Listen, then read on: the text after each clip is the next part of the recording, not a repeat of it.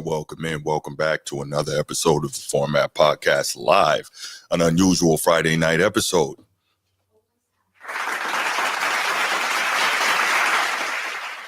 Yes. And as you can see, it's just me, and I'm here to rock and roll with y'all and kick it and drop the knowledge the way I can only do it, right? So I will, as always, give a couple of minutes and let some people get in, see what we got here in the chat, and then we will go from there. But in the meantime, while you're waiting, you know what time it is. If you're watching here on YouTube, make sure you go ahead, click that subscribe, that like, that notification bell. Make sure you're kept aware anytime we drop new content on the channel. If you want the audio-only version of the podcast, open up your audio podcast platform, hit the search bar, type in The Format Podcast, and we should come right up. If you enjoy the content as you listen, make sure you give us a like, a 5-star review, and drop a comment. All that stuff helps us rise in the algorithm, helps us find more sports fans, helps more sports fans find us. And write it down, put it in your phones, make a note of it. The Format Podcast is live Sunday mornings at 10 a.m. Eastern. And finally, if you're really and truly enjoying the podcast and you want to help the show continue to grow, make sure you go ahead, click that join button, join the channel. We're going to have some exclusive content just for you. Yes. So, as I said, we are going to take a couple minutes, see if we get some people in the chat, and then we will go ahead and get started. Definitely have some interesting topics today. No quick hits. I was working out this morning and I was listening to some stuff, getting my normal morning podcast listens in, and I got some motivation to do a show today. I said, all right, let's rock and roll. We're going to do a show later. And so definitely, as I said, got some interesting topics. So the first one, this was inspired by Rick Bucher and his, what's the name of his podcast? It's, I can't remember, but it was inspired by Rick Bucher, and we're going to talk about Mac McClung, the recently crowned 3-time slam dunk champion, and Bronny James. And then we'll follow that up with one topic that's really been hot for the last few days, and that's former NHL player PK Subban and his comments on the NBA versus NHL mindset. And that'll be followed up by some interesting comments from Kevin Garnett while he was kind of in response to those comments. So that was cool. And then we'll finish up with, after LeBron James missed a couple of potential game-tying shots at the end of the Charlotte game 2 nights ago, Nick Wright, of course, had to go on his damage control, his usual, and he had to inundate us with stats telling us why LeBron is the best clutch player, at the very least, in the last 30 years. And, well, the stats look good, but I think I can offer just a little pushback, all right?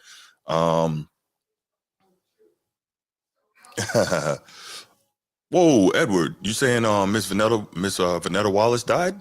Oh, wow, okay. Damn, I didn't know that. All right. But yeah, so, let's go ahead and get it started, y'all. Let's go ahead and get started. We got some in the chat. Shout out to everybody that's here. Shout out to my guy, Laker Nation, very first member of the channel.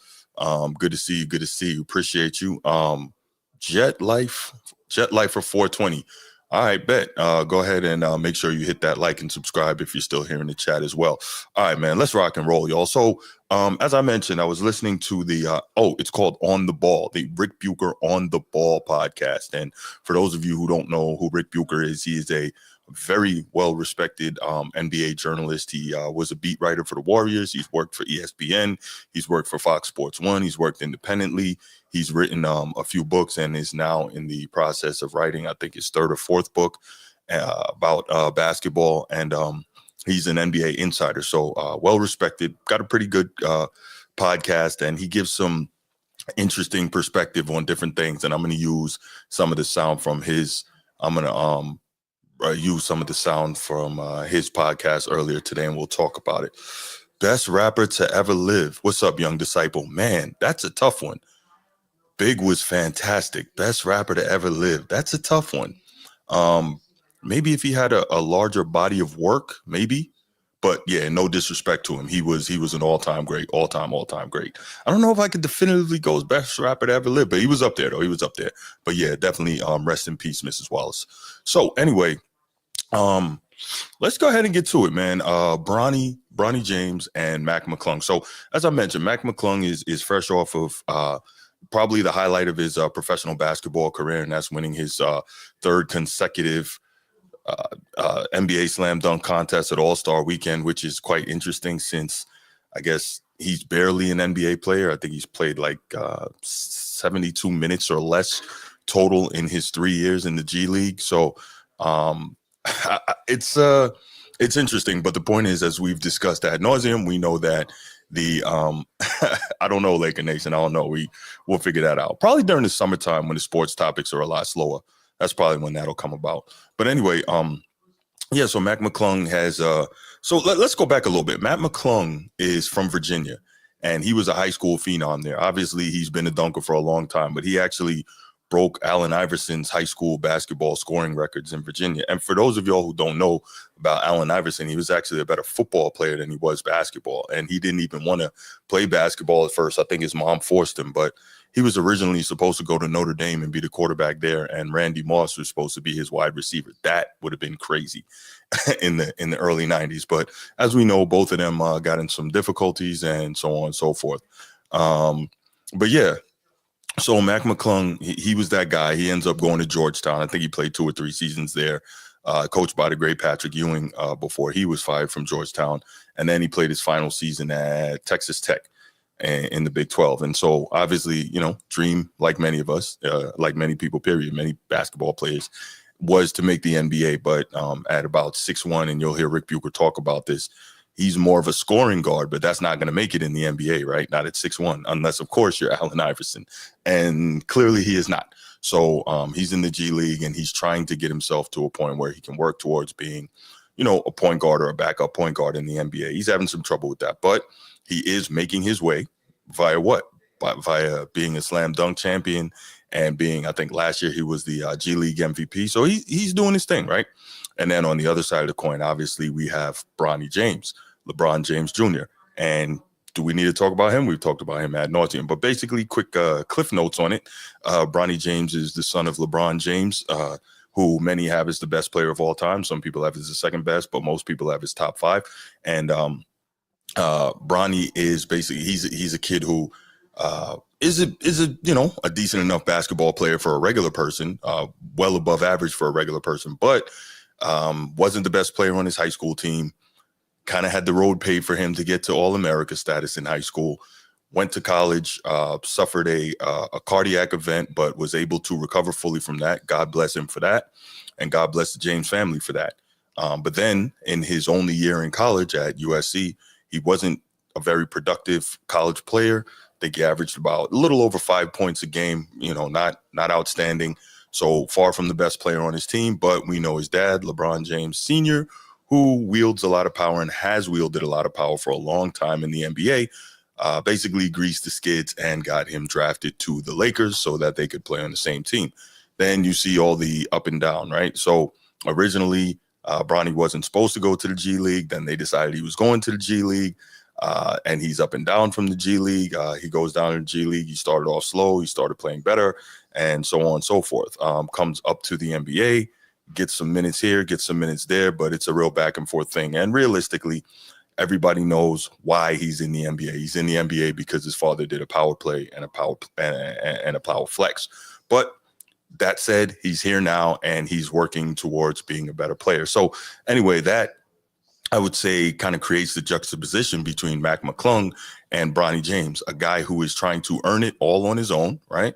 The way most people have to, and a guy who basically was handed something and is now trying to earn what he was handed. So I thought that was pretty interesting. So basically, the podcast started off discussing All-Star Weekend and kind of different storylines regarding that, and then it went from there to discussing Mac McClung as they were discussing All-Star Weekend, and then it got to LeBron James, and LeBron James is his whole I'll just say antics. I'll use that term, his antics of, you know, an hour and a half before the All-Star game, letting people know that he wasn't going to play. And then Rick Bucher took it to the next point of the whole Bronny James thing. And that's where the Bronny James and Mac McClung thing came in. And I thought it was really interesting. Steve says, what's up, Steve? Good to see you, brother. Steve says, JJ Redick said he wanted that draft selection. Don't you believe? Yeah. And he also told us that Bronny earned it. So, yes, of course I believe him. That's right. Yes, of course I do. Wait. Edward, Bruce don't sound like that other dude. What other dude, Edward? What are we talking about? Help me out here. What other dude? All right, so let's go ahead and we will take it to let's see. Let me get this queued up. Pardon me, y'all. What I'm gonna do is I'm gonna do my usual move of playing the sound and then stopping the sound and hold on one second. Stopping the sound, giving my commentary on it, and then coming right back. All right, so bear with me, y'all, while I go ahead and get this queued up. Wait one.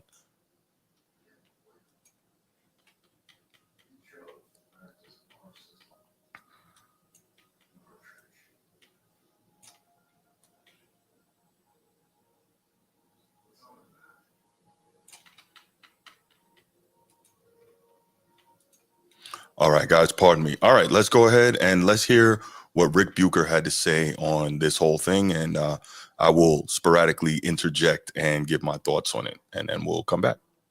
He has been wielding his power to do what he wants. He being LeBron James. For so long now. I don't think he's the least bit concerned about any blowback. He got his son a guaranteed contract, guaranteed NBA contract, and a roster spot, an NBA roster spot to sit right next to him.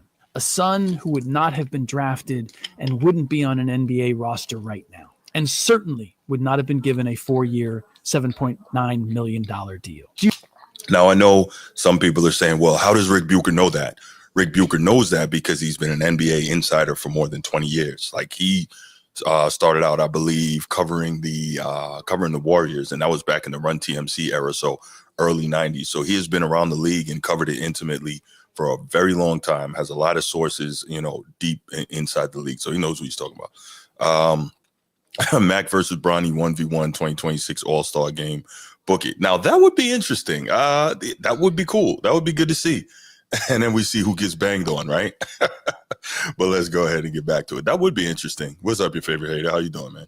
You have any idea how extraordinary that is? The power and influence that someone has to have to make that happen. There's a reason why it's never happened before, and it has never happened before. There's nepotism for sure. No one's ever been able to get their son on an NBA roster with a 4-year guaranteed contract or a contract of any kind, guaranteed or otherwise. It brings me to the fact that there seem to be a healthy number of people who don't understand why Mac McClung is not in the league. Yes, he was the G League MVP last year. So this is interesting. Rick's going to break down a little bit of kind of the G League mechanics in terms of guys winning MVP in that league. I thought it was very interesting. And yeah, your favorite hater, he was contacted by Clutch to vote for LeBron in the MVP race, which that's kind of like when Young Disciple and I were talking the other day, really good conversation on the last show. And he was kind of asking me, like, why do we say that, Clutch and LeBron try to manipulate the media? That was one of the things, right? Like Rick Bucher was openly saying that, Clutch reached out to him trying to convince him and get him to vote for LeBron for MVP last year, when we know that LeBron shouldn't have been and wasn't really in the race for MVP. But those are the kind of things that we talk about, openly lobbying the media for their guy to be in certain positions. But yeah, let's go on here. In part because he only played in the G League and has done so primarily for several years now. It gives him an advantage. He knows the league, and being there all year, the Osceola Magic can sort of build the team around him. There are other players that probably could gun for that award, but they're up and down with their NBA teams. So that right there is interesting, right? I didn't know that, right? So he being Rick Bucher is speaking to how Mac McClung, not necessarily saying that he couldn't play, but how he had an advantage in terms of earning the G League MVP, because a lot of other players in the G League are back and forth between the NBA and the G League. Now, that was something I wasn't aware of. Now I kind of thought, now looking back, I was getting on the Lakers and Bronny for that, in terms of them not letting him just stay down there and develop, and them constantly yanking him back and forth. But that seems to be a more regular than not G League occurrence. So I was surprised to learn that. And realistically, that's one of the reasons why, like, I listen to a lot of people, different shows, and read a lot of different things, because not only am I just looking for stuff to comment on, I'm also looking to learn things. And if you want to learn about basketball as well as, some of the inner workings of the NBA, Rick Bucher on the Ball podcast is a good one to listen to. But yeah, let's continue. And so when they do play in the G League, slightly different situation. NBA caliber players generally go up and down from the big club, and that takes them out of the running for something like MVP. That's the bottom line. Mac, on the other hand, is not going to be a featured player the same way in the NBA as he was in the G League. He is going to be a role player. And now that changes the dynamic because it raises the question, what role is he going to play? He is a 6'1" shooting guard weighing somewhere around 180 pounds. He's trying to develop his point guard skills, but right now, more a shooting guard than a point guard. His wingspan is the same as his height, which is average for humans and below average for NBA humans. He apparently shot nearly 40% from three in the G League last season, but that is the G League, and he doesn't fit the general profile of an NBA 3-and-D guy. We're talking about 6'5", 6'6", 6'7" guys, long, athletic, wingspans, so they're 6'6" and wingspans of 7 feet, and knockdown three-point shooters. So real quick, interesting. Did you hear the description that Rick Bucher gave of what would be an ideal NFL NBA 3-and-D guy? About 6'6", 6'7", long arms, knockdown three-point shooters. And it's funny because that was kind of the bill that Bronny James was expected to play coming into the league and being that 3-and-D guy, not necessarily being an elite scorer, not necessarily being the knockdown shooter, but being a guy who is athletic, being a guy who is supposed to be able to defend, but just based on the physical dimensions and characteristics that Rick Bucher laid out in terms of what an NBA team ideally looks for physically from that type of position, which one would presume in this new era of switch everything in the pick and roll and positionless basketball, one would look for that type of size, right? Somewhere between 6'5" and 6'7", and again he mentioned the long arms and the athleticism. Bronny doesn't really fit that build. So one of the things that's going to be interesting for me, although he is developing, right? He's developing somewhat slowly, but somewhat. It's going to be interesting to see what type of role physically is Bronny going to be able to fit. Because what is he, 6'2", 6'3"? At most, he's never going to be a pure point guard. He's never going to be a pure scorer in the NBA. So it's like, what is the mold for him? What's he really going to fit? But let's go on and continue listening to Rick here. He, as I said, he's trying to show that he can be a point guard, which is really his only shot at getting anything close to a full-time NBA roster spot, as if he could work his way in to being a backup point guard someplace. He's also 26 years old, which is tipping the scales for someone who's still viewed as a prospect. Mac's inability to crack the NBA, though, exposes what a farce it is that Bronny James is not only taking up a roster spot, but has a guaranteed contract and has made 17 appearances and played a total of 72 minutes. That is one more minute than McClung has been given over 3 seasons. Now, we can look at that a couple of different ways, right? We can just say, if we wanted to, well, Bronny's clearly just better, right? That's why he's gotten more minutes already in his short NBA/G League career than Mac McClung has gotten in 3 seasons in the G League. That's one way of looking at it. The other way of looking at it, of course, is what? LeBron has a lot of control, as Bucher said at the beginning of this. And as we all know, he has a lot of power. And so he's ensuring that his son gets the time up there on the Laker bench and the opportunity to prove what he can or cannot do on the big stage. So we could look at that both ways, right? He's not drafted, McClung, but he won G League Rookie of the Year honors. I don't see that coming Bronny's way. McClung was not drafted after leading Texas Tech to the NCAA tournament and winning a first-round game over Utah State before losing to number 3 seeded Arkansas by 2 in the second round. Bronny didn't start in his 1 year in college on a team that did not qualify for the NCAA tournament. And yet he was drafted in the second round and received a 4-year, $7.9 million contract guaranteed. We can keep going back to that. But again, at the end of the day, we all know what that is. Rick said it at the beginning, but I think he keeps going back to it just to continue to let us know and put the emphasis on the fact that it really is absurd that this dude got the opportunity that he got. It's not saying he'll never make good on said opportunity. It's kind of the same place I was with this thing from the very beginning. It's not saying that he will never make good on the opportunity. It's saying that he shouldn't have gotten it in the first place. Mac McClung's lifetime earnings going into this season, $132,000. And LeBron has the audacity to throw a fit or give anyone, like Jaylen Brown, the stink eye for questioning if Bronny is a legit NBA player. No, see, here's the thing, right? And again, I think I've talked about this on the show before. At the end of the day, we hear all the time how LeBron is such a great judge of talent.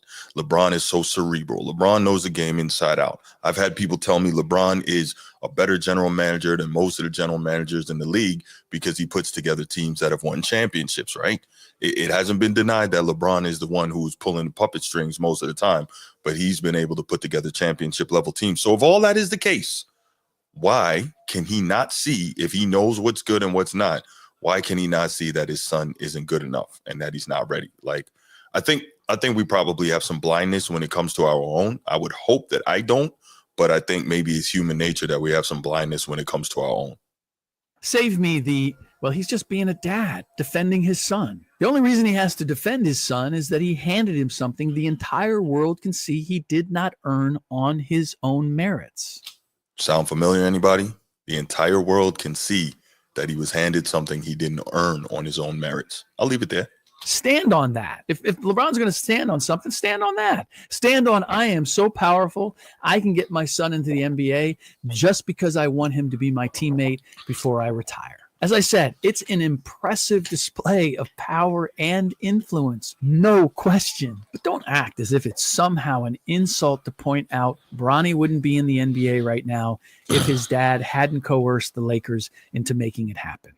Okay, so we know that's the deal, right? And so this is where, we kind of look at it and we say, here's the, I'm not going to say the conundrum, but where we just look at the dichotomy, that's a better word, the dichotomy between Bronny James and Mac McClung. And you see a guy, Mac McClung, grinding and doing everything he can to get his opportunity. And he may at this point be better than Bronny James, right? At this point in their careers, but he's not going to get the opportunity because he doesn't have the right name.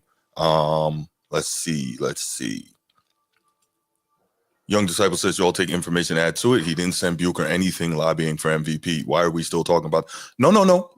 Bucher, not in this particular episode, but Bucher has said it publicly that Clutch Sports emailed him trying to convince him to vote for LeBron for MVP last year.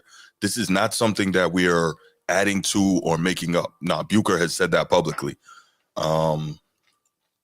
Your favorite hater says, exactly, stand on it. Don't talk to us like we're stupid. Yeah, and I think that's where a lot of people get irritated, right? Because, for instance, when LeBron tweets about Bronny, he still has that stupid hashtag earned, not given. Now, if he talks about himself and says earned, not given, I got no problem with that. He earned everything he got. He can't say that. He cannot say that for Bronny. He can't. And we all know that. When you get JJ Redick sitting up there at the opening press conference with Bronny after the draft with Bronny and Dalton Connect saying, no, you earned this. Come on, man. We all know better. Like, stop lying to us. And I think that's the reason that people are on it the way they are, because they're so frustrated about the fact that, these guys are trying to front like we don't know what's going on. What's the old expression? What is it? Don't piss on my leg and tell me it's raining. I think that's how the expression goes, or something to that effect, right? It's really annoying, right? And so I get why people are irritated. But yeah, back to the thing. So Mac McClung has put in the work, the hard work, right? I think he's made more money from winning slam dunk contests than he has made in his NBA/G League career thus far, right? Now, here's the thing. We don't live in a communist country. We live in a capitalist nation, right? So that means certain people are going to get more money than others. Certain people are going to have more success than others. It's not always going to be fair, right? It's not a quote unquote egalitarian society. That's not how we do it, right? So being that this is the nation that we live in and this is the type of life that we have, and that works really well for some people, not so well for others, at the end of the day, I'm not saying that I expect that Bronny and Mac should be making, the same money, because realistically, and let's be fair here, is there a drive for people to see Mac McClung outside of the slam dunk contest? Not really.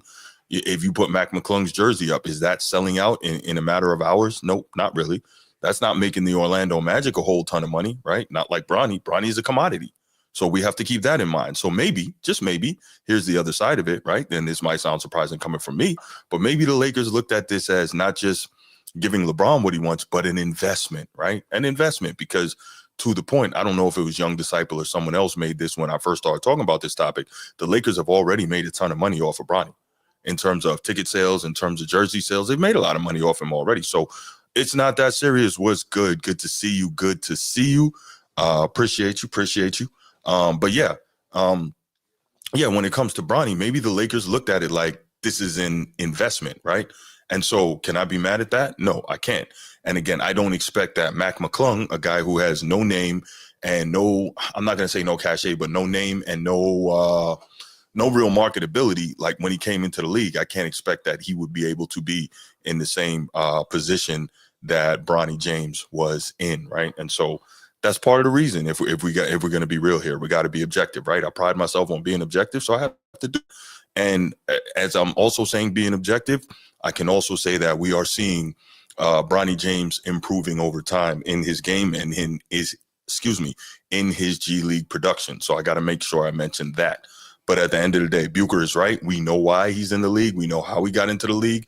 We know he probably shouldn't have gotten into the league, but he's there now. And, it appears he's making the most of his opportunity. We will see how it goes going forward. But at the end of the day, I kind of get, how we can compare Bronny and Mac McClung. And Mac McClung, as Bucher said, is already 26 years old. So he's getting now near the time where he's probably going to age out pretty soon of his NBA dreams. So maybe the opportunity is that, there you go, Young Disciple. Exactly. 50 plus mil. So I was saying, Mac McClung may well age out of his NBA dreams pretty soon here. And so if that's going to be the case, well, he might need to start thinking about going overseas. And there's nothing wrong with that, right? He can make some pretty decent money overseas, right? He might go over to China and he might end up being like, a Jimmer Fredette type player. I don't think he's as good as Jimmer Fredette, but you get the point. Jimmer Fredette is like legendary in China. He made himself some good money. He had a cup of coffee and a sweet roll with a few different teams in the NBA as well. He could go to Mac McClung, that is, he could go to Europe and play, right? He could go to Taiwan or the Philippines. So there are opportunities for him to play overseas. And I totally get it. Yeah, Laker Nation is coming. I got you. But yeah, it's obviously the dream is to play in the NBA, right? That's the best basketball league in the world.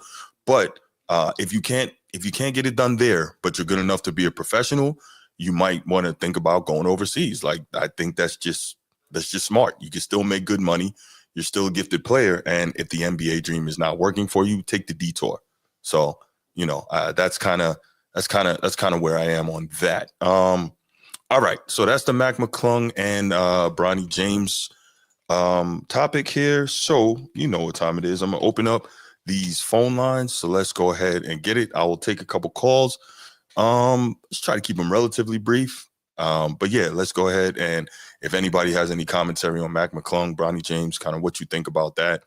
Do you think it's fair that Bronny was given all the opportunities that Mac McClung has worked for and is not getting? Do you understand where I'm coming from in terms of, well, sometimes having the name and having the connection means more than how good you are? I would love to hear these thoughts. 904-219-8264. 904-219-8264. Young Disciple says, comparing a 26-year-old to Bronny is nasty work on all levels.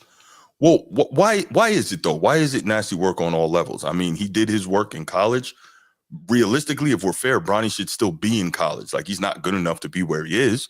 So Mac McClung, he did his work in college, and now, he came out and he's tried to do his work in the G League, but whoever it was deemed that he wasn't good enough to make it to the next level on any type of permanent basis. And so, they are where they are. I don't think it's nasty work. I think it's a fair comparison to look at. We can't say, oh, Bronny's only 20. Yeah, so he's only 20. So he and his pops and Clutch, whoever, they chose to come out and come into the league. So that's no longer really an excuse for me. That you don't get that. If you make the choice to put yourself in this position, you don't get to then say, well, he's only 20. Nah, he could have been in college developing himself and developing his game. So, Steve, you wild, man. Let's see. Yeah, All-Star King of the Hill. What up, G? Yeah, I think that's the well, I don't know exactly how you play King of the Hill, but I think they were discussing the possibility of a one-on-one tournament, but I don't believe it's going to happen, man. I can't see it. And if they do, here's the problem. If you come up with the one-on-one tournament, right? Are we sure that the best players are actually going to play?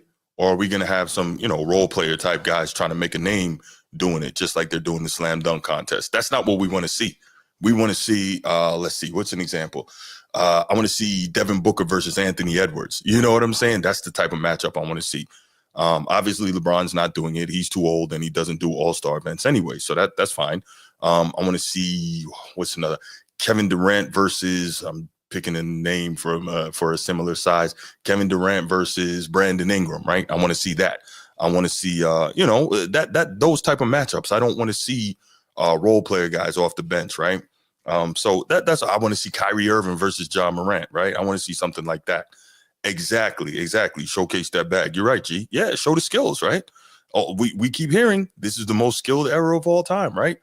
But I tell you what, we have a one-on-one tournament in the modern NBA on All-Star Weekend.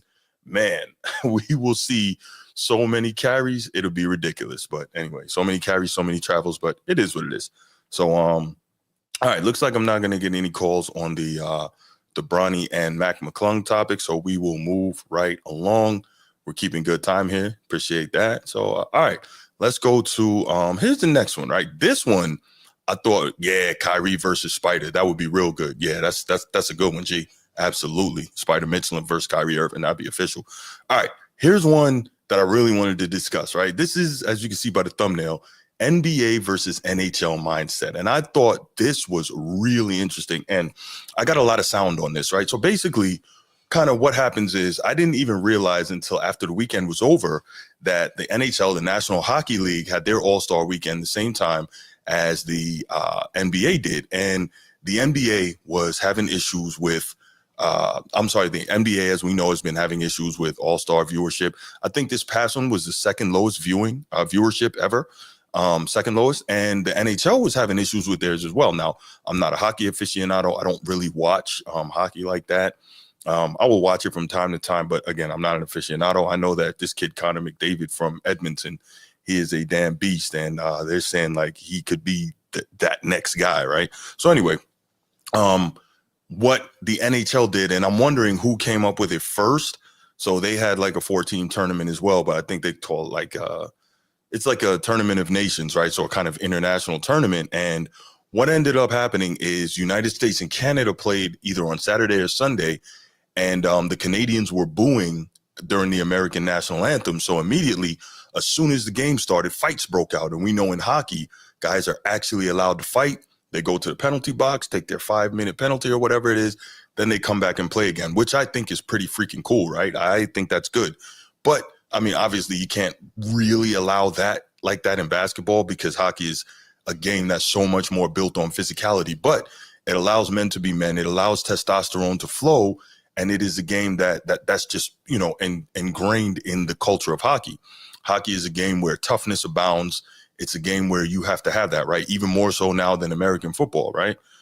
They used to be kind of on the same level, but maybe not quite so much anymore. But American football is probably the closest thing you can get to hockey. So anyway, they had this thing, and so the Canadians and the U.S. played, and I think, I can't remember who won, but anyway, Thursday night, the Canadians and the U.S. played again in the finals, and Canada beat the United States 3-2 in overtime. But that's kind of to be expected, right? Canada is the best hockey country in the world. At times, it might be Russia. At times, it might be Sweden or Finland. Those guys really produce a lot of great NHL level players, but Canada is, that's hockey country right there. So, yeah, that's to be expected. But anyway, the point is there is, I was about to say African-American, but there is a former NHL player who's Afro-Canadian, and his name is PK Subban, and he had some very interesting comments. He was on ESPN, so he was on Get Up during the week, and immediately following that, he was on ESPN First Take, and he made a lot of comments that kind of, I would say, maybe almost set the internet on fire. And personally, I really liked it. So I want to go over some of his comments. We have about maybe 6.5 minutes of his comments, 2 separate segments, the one from Get Up First and then the one from First Take. So we'll listen to those. We'll talk about them as they go. And then we will hear Kevin Garnett, the great KG, who is one of the toughest, most intense players we know in the history of the NBA. And he had some commentary on his show. KG Certified. And so I thought it was real interesting. And I thought it just highlighted the dichotomy, man, and kind of where the NBA has fallen off in terms of physical and mental toughness and so on and so forth. But we'll listen to what they have to say, and then we will come back and discuss it. So Edward says, before we even get started, Bruce, NHL players are not good as well. NHL players not making nowhere near the same amount NBA players. He's trying to get the ratings up, talking about his sport. So 2 things can be true, Edward. Maybe that's true. But wait, NHL ratings aren't good. I thought you said NHL players aren't good. So 2 things can be true, Edward. So you may be right in that. NHL players aren't making what NBA players are, and that's fine. And NHL ratings are hurting. But that doesn't mean that there was no value to what he was saying, right? That doesn't mean that. So anyway, we will start and we'll start listening to what PK had to say. As usual, I'll do my thing. I'll pop in, make commentary, pop back out, and we'll go from there. All right. 1 second here. How does it keep going to the end? All right. Bear with me one moment.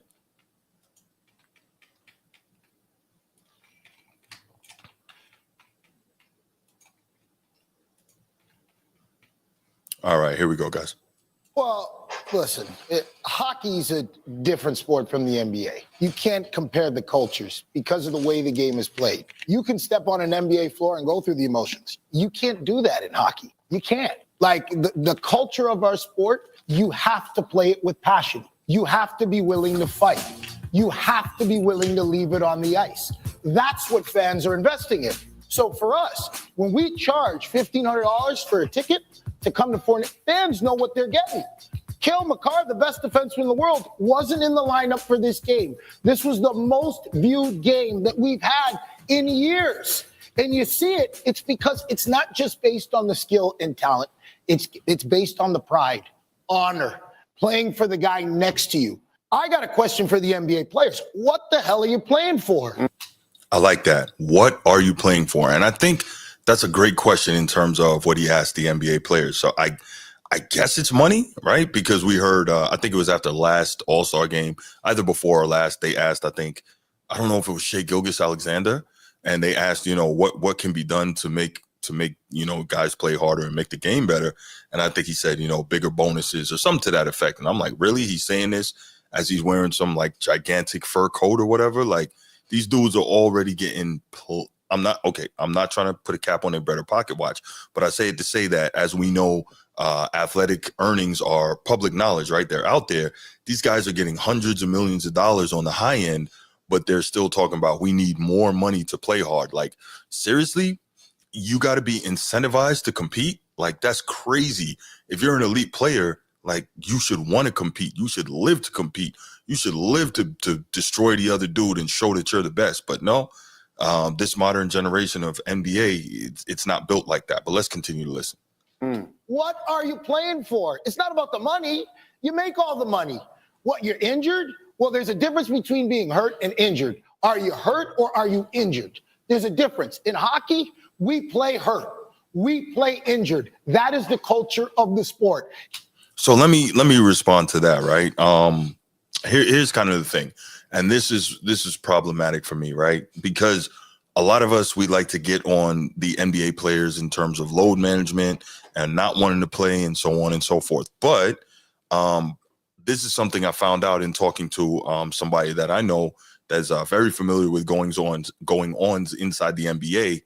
And again, there's 2 ways to look at this. There's always 2 sides, right? But what he told me is that in most cases, guys want to play, but it's the teams that are forcing load management on them and telling them to sit out, which I find to be very interesting, right? Because this is supposed to be what? The player empowerment era. Thank you, LeBron. This is supposed to be the player empowerment era. So if this is the player empowerment era, then players have more power than they've ever had before. So if they want to play, they should be able to tell these organizations, yo, I'm going to play, right? They shouldn't have to sit back because the team is telling them that they're not going to play tonight. That doesn't sound like it makes a whole lot of sense to me in the, again, quote unquote, player empowerment era. That doesn't add up. So that's just my thought on that.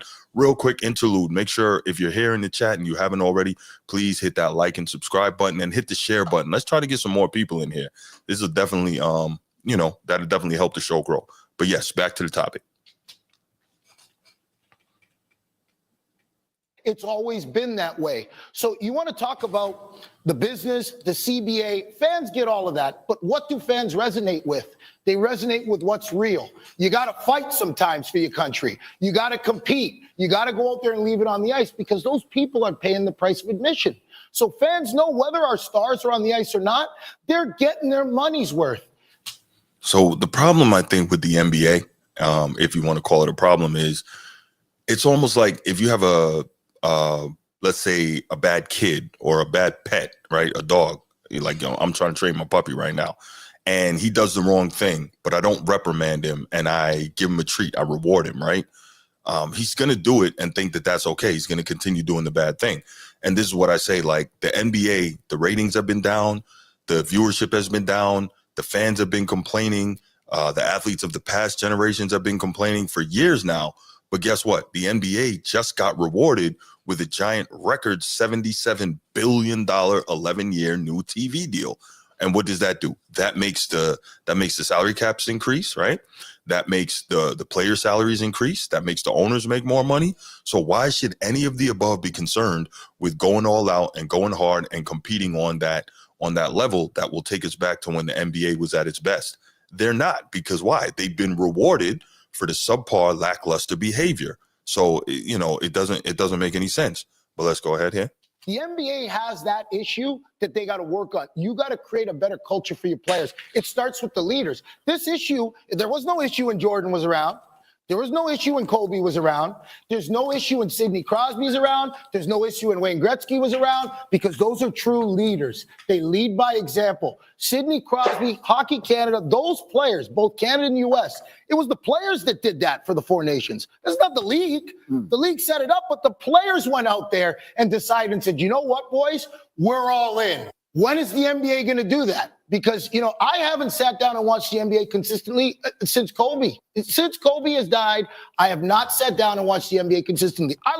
And I'll tell you what, he's not the only one that feels that way. Like, I've heard a lot of people say that, since Kobe passed away, God bless the dead, and pretty much since he retired, that he was basically the last of a dying breed, like the last one that was really cut from that ilk. And when they saw Ant Edwards playing the way he was playing, and they saw that as a kind of throwback to the Michael Jordan, Kobe Bryant type player, and that's why they're so desperately hoping that he will accept that mantle of being the face of the league, but that he has made clear he doesn't want, because they're looking for that type of player, because that type of player not only inspires fans, but inspires other players with their leadership and with their tough nose and with their hard nosedness, right? So with everything that LeBron has accomplished, and as great as his career has been, and I'm not going to put this all at his feet, but he is the progenitor of this player empowerment movement and the player empowerment era.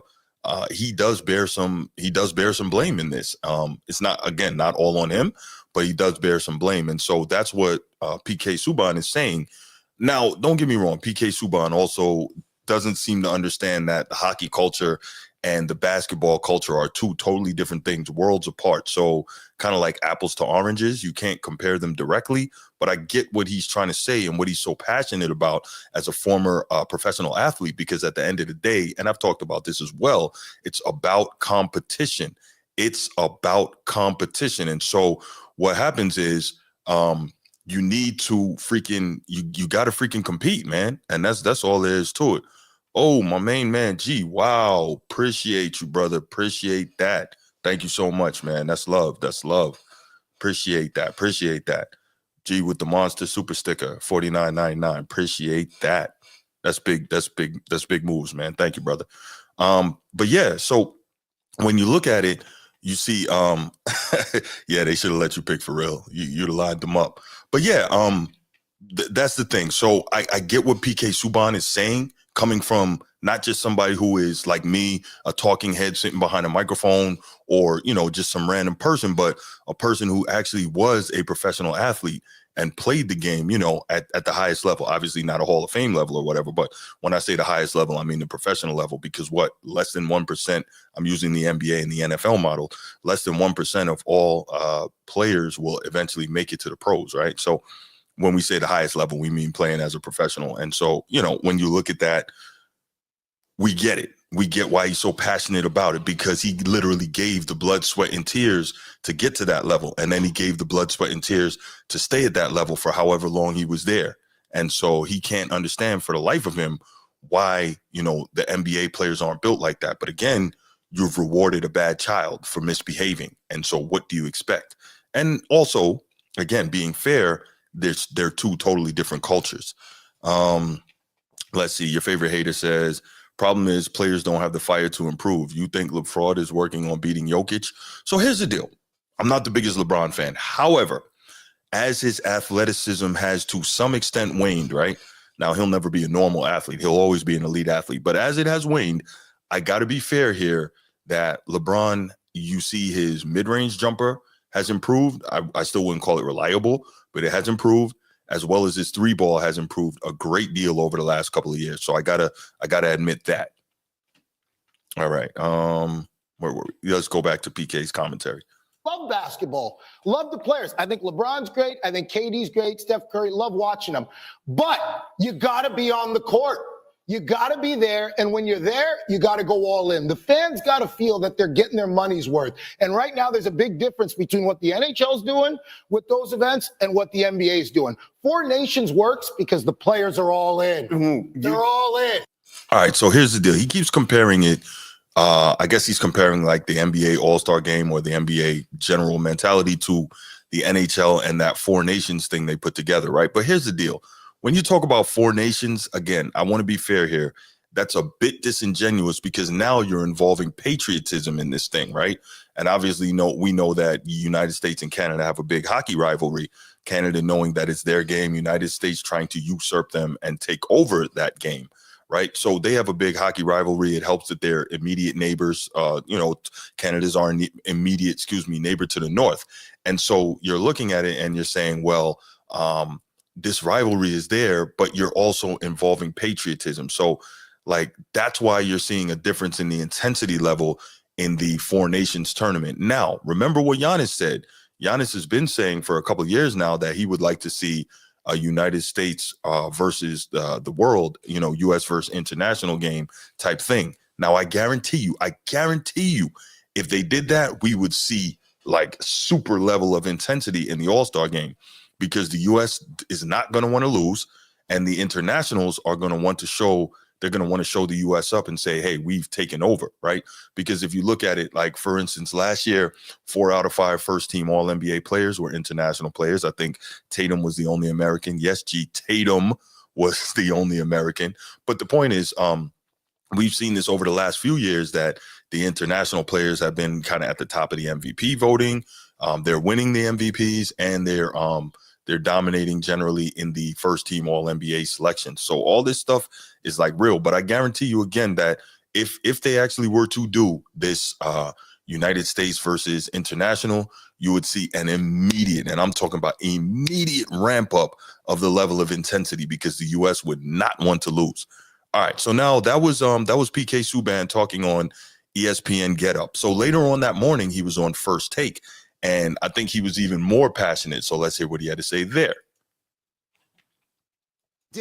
I did hear what everybody had to say, and I will say this. To me, it's offensive. As you guys saw in Get Up, obviously I was emotional about speaking because I'm speaking on behalf of the players, right? As a newly removed athlete out of the sport. And to me, it's offensive to the approach, to my approach to the game, but also the players that I know, that I was around, that I idolized.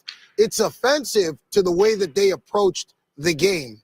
And in this sport, in hockey, you can't approach the game any other way because you will get hurt. It's not an option to go out and compete.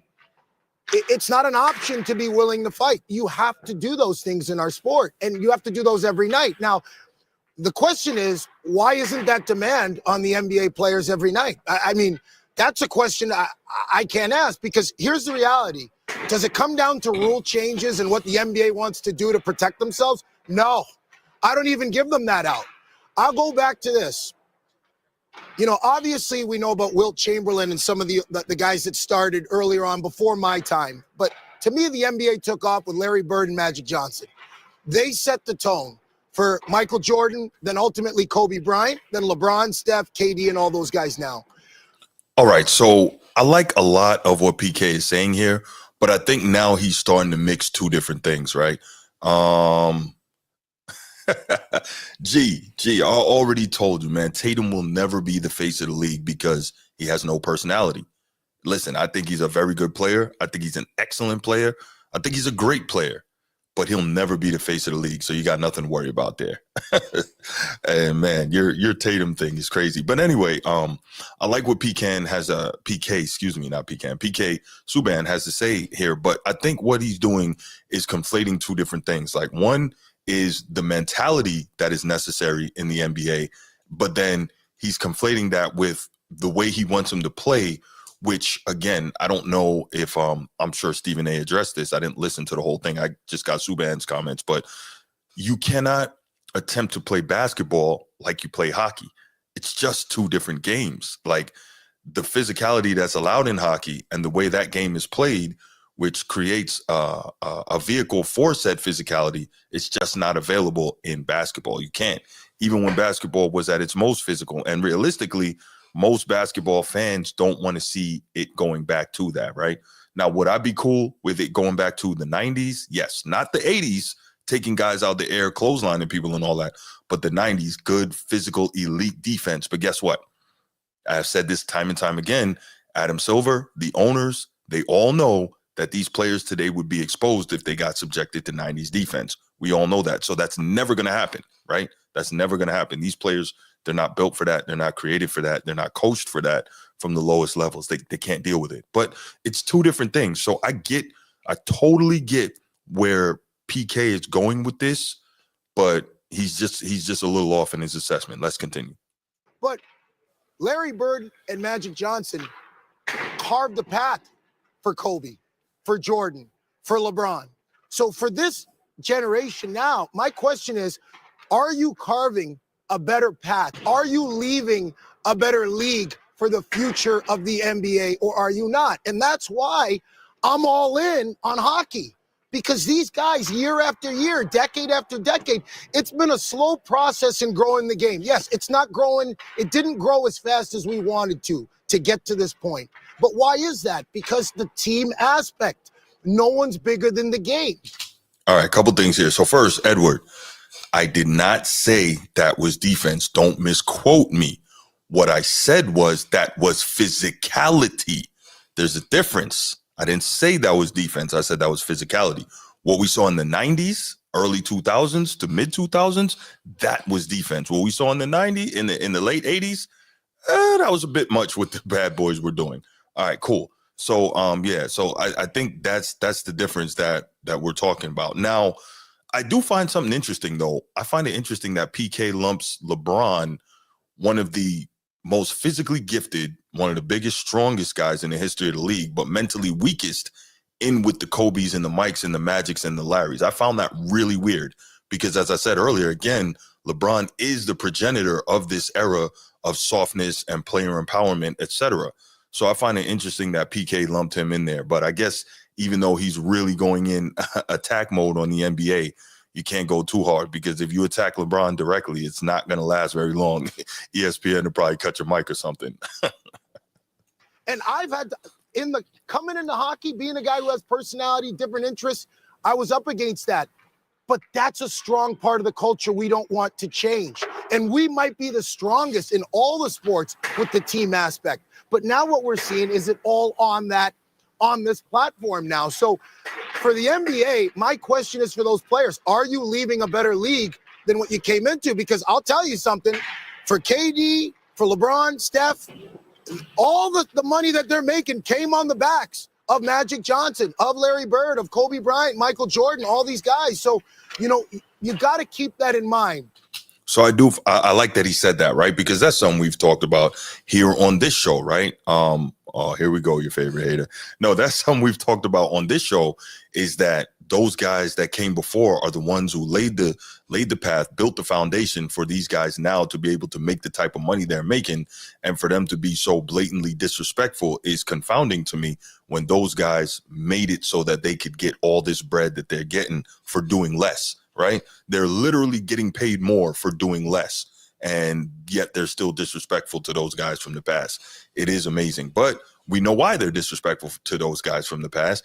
They're doing it for a very simple reason. They have to tear those guys down to prop themselves up. Because if we go back and really watch and pay attention, it's going to be like, whoa, wait a minute. They had a tougher time, but they were still doing it. They were still out there, badge of honor, playing 80 plus games, et cetera, et cetera.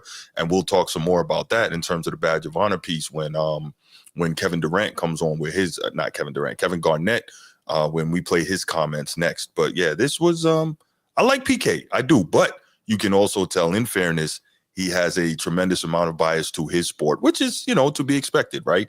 He's a hockey player. And I think he's just frustrated, and probably realistically, there's some jealousy involved there, because he's saying, look at these guys. They don't have to go through what we go through. They're softer than we are. They're making so much more money. They're so much more revered. Although I don't know necessarily, maybe in Canada, hockey players are probably very, very famous like basketball players are here. I would presume so, because that's their national sport. But still, I doubt even up there in the NHL, they're making the type of money. I'm almost positive they're not, that the type of that NBA players are making here. And so I'm sure there's a little bit of consternation, maybe a little bit of jealousy. I don't want to use that term because I don't know the guy, but it sounds like there's some frustration, and that, all that kind of wrapped up along with the bias towards the love of his sport, which he played professionally. You can clearly hear it in his commentary, but let's continue. How we value greatness. It's not just about rings, and it's not just about on the court. As an athlete, yeah, I value those things. But the reason why I followed Michael Jordan and Kobe Bryant was because of their approach to their craft. Now, real quick, we talk about this all the time. Michael Jordan, Kobe Bryant, approach to their craft, that desire to dominate, that desire to master the minutia, every little thing, that desire to be the greatest possible basketball player they can be, putting in the work, the hard hours, without cheating at the game, without cutting the corners, without doing all those other things, right? Mastering their skill set to be the best player they can possibly be. Kobe, he entered the league believing that when he was done, he would be the best player of all time. He believed he was legitimately, notice the term I'm using, legitimately going to chase down Michael Jordan and prove that he was better than him, right? No corner cutting, no, okay, I'm going to do it by stats, I'm going to do it by rings, and I'm going to do whatever I have to do to get there. No. But by maximizing every bit of talent that he had in his body, by becoming the best player he possibly could be, and by overtaking the dude that most people believe is the GOAT. He didn't get there. He got close, but he didn't get there. And so I think that's a totally different thing. And now you're hearing an athlete from another sport entirely, speaking to Kobe and Mike. And this is not unusual. We've heard this multiple times from multiple people. And, here we go again. Notice the name that he doesn't mention on that. They never took a day off.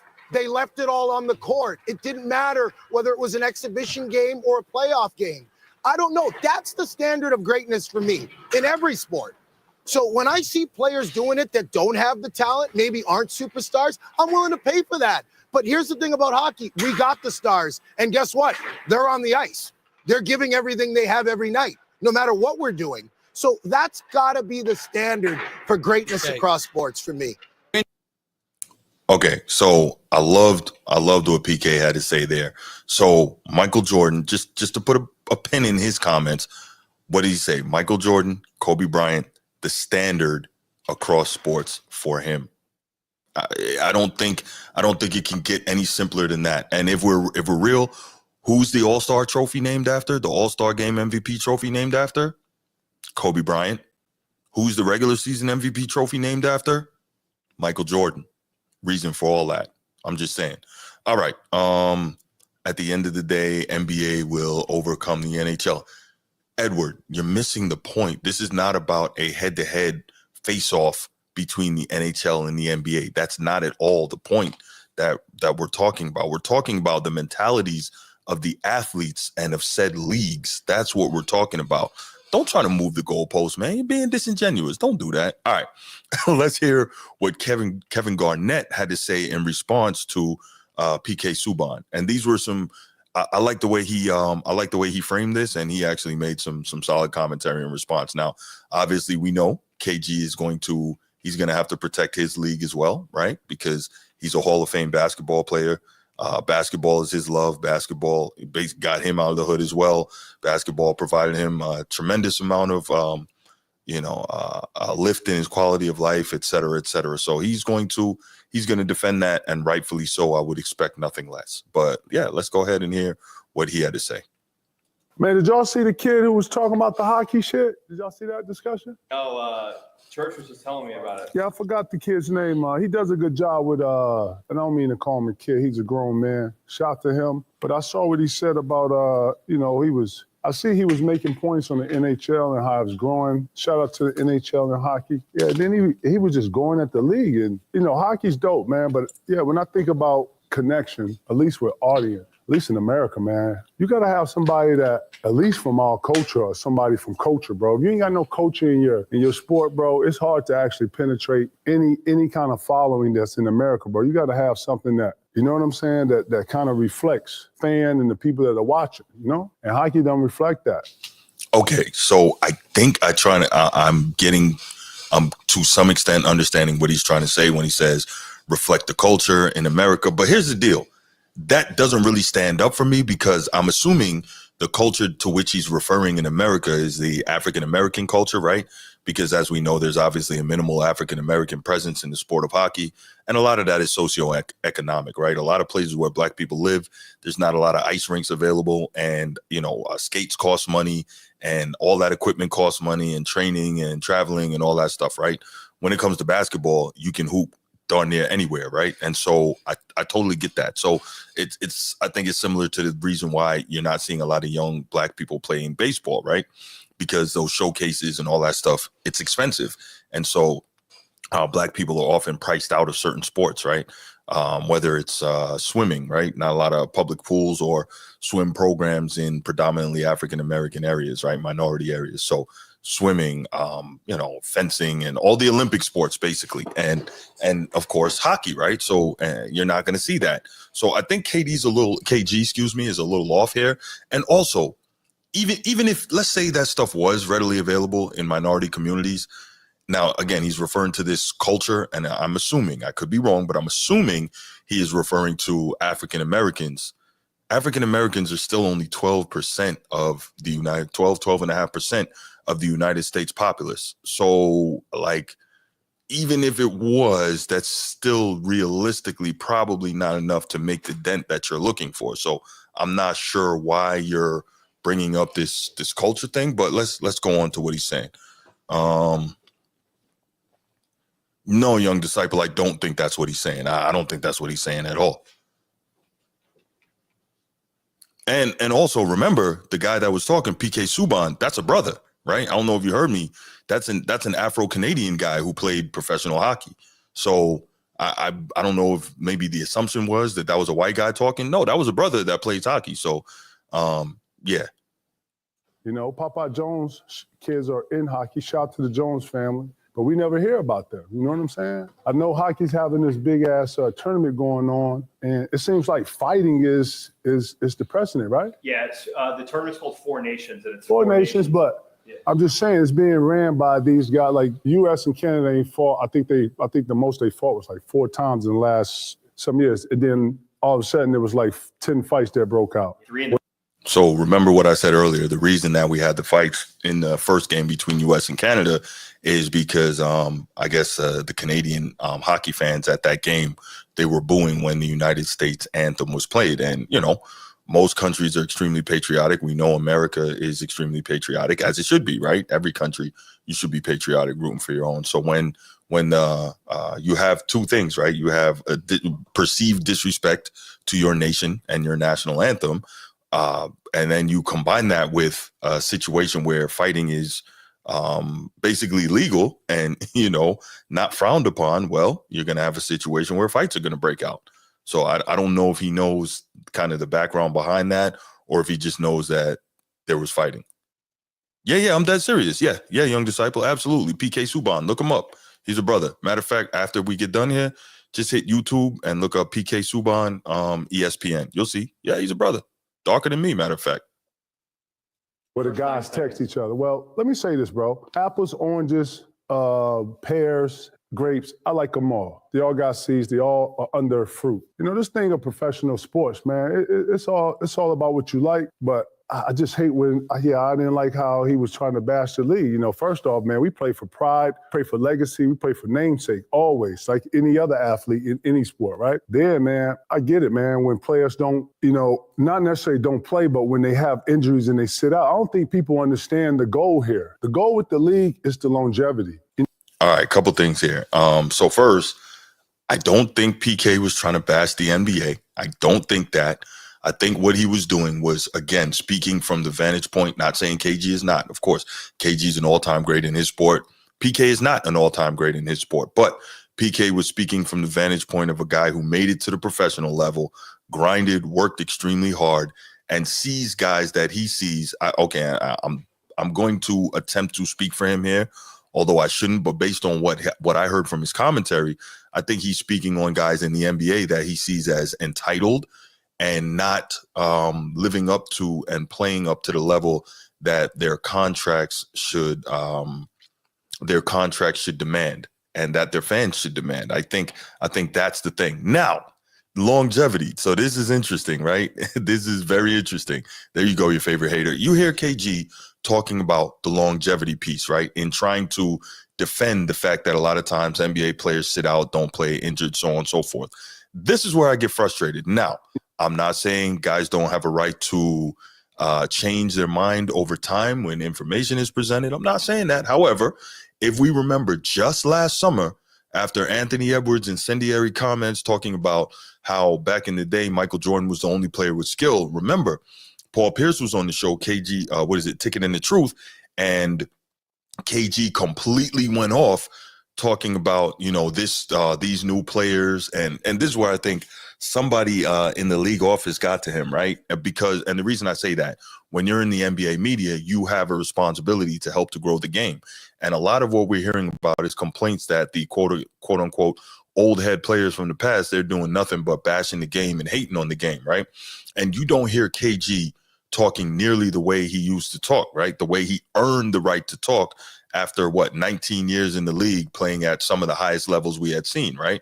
So anyway, now we're hearing him talk about, the goal is longevity, when just last summer, after Anthony Edwards' ignorant and disrespectful commentary to the past, talking about how back in the day, Michael Jordan was the only player that had skill, KG went on a rant on Ticket and the Truth, talking about how these guys are soft and how back in the day it was a badge of honor to play 80 plus games or to make it to 82 games and all that.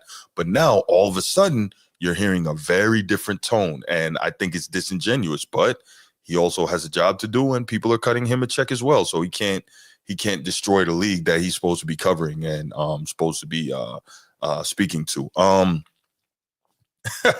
So no, you're right. No one speaks to, no, I can't even say that because I've spoken to it many times, but I've spoken to it in a different light in terms of speaking to his toughness and durability, right? Because I think Stockton played 19 years and he played 80 plus games 17 times. And I want to say he played 82 games like 13 times, including deep playoff runs. So, but we'll go on with this clip, but I found it really, really shocking that KG immediately went to this longevity thing. And I'm not saying there's no truth to it and that it doesn't make any sense what he's about to say.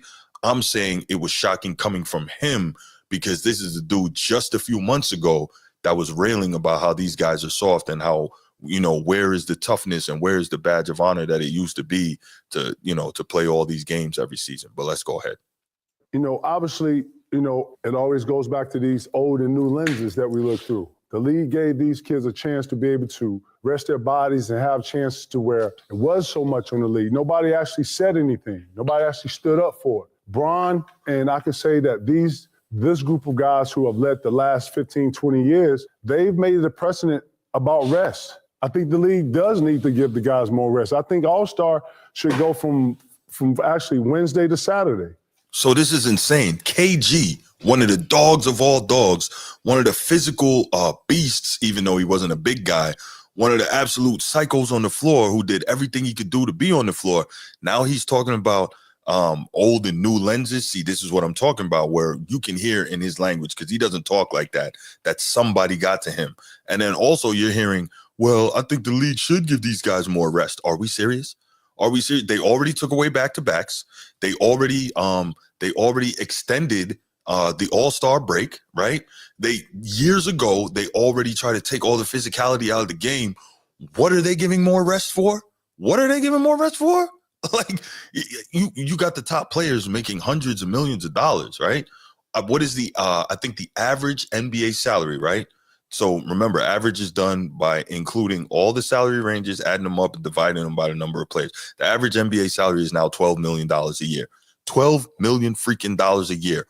What do you need more rest for? Are we kidding? Are we kidding? Come on, man. There we go. Okay, great one. Thank you, Laker Nation. Wow, I didn't realize that was the exact number. John Stockton missed 22 games in 19 NBA seasons when the league was a lot more physical. Now, I will say, clearly, if you're able to do that, you're also blessed with some great genetics. But come on, that's crazy. That's crazy. Young disciple. Yes, you're right. Pop started load management. I agree. Now it's taken to a totally different level. But my earlier point still stands, right? This is the player empowerment era. So if you got these players, right, they got all this power. If they want to play, they should be like, nah, I'm not sitting. I'm healthy. I'm going to play. Because I guarantee you weren't going to tell Mike that he was going to load manage. You weren't going to tell Kobe that he was going to load manage. You're like, nah, I'm going out there. I'm playing.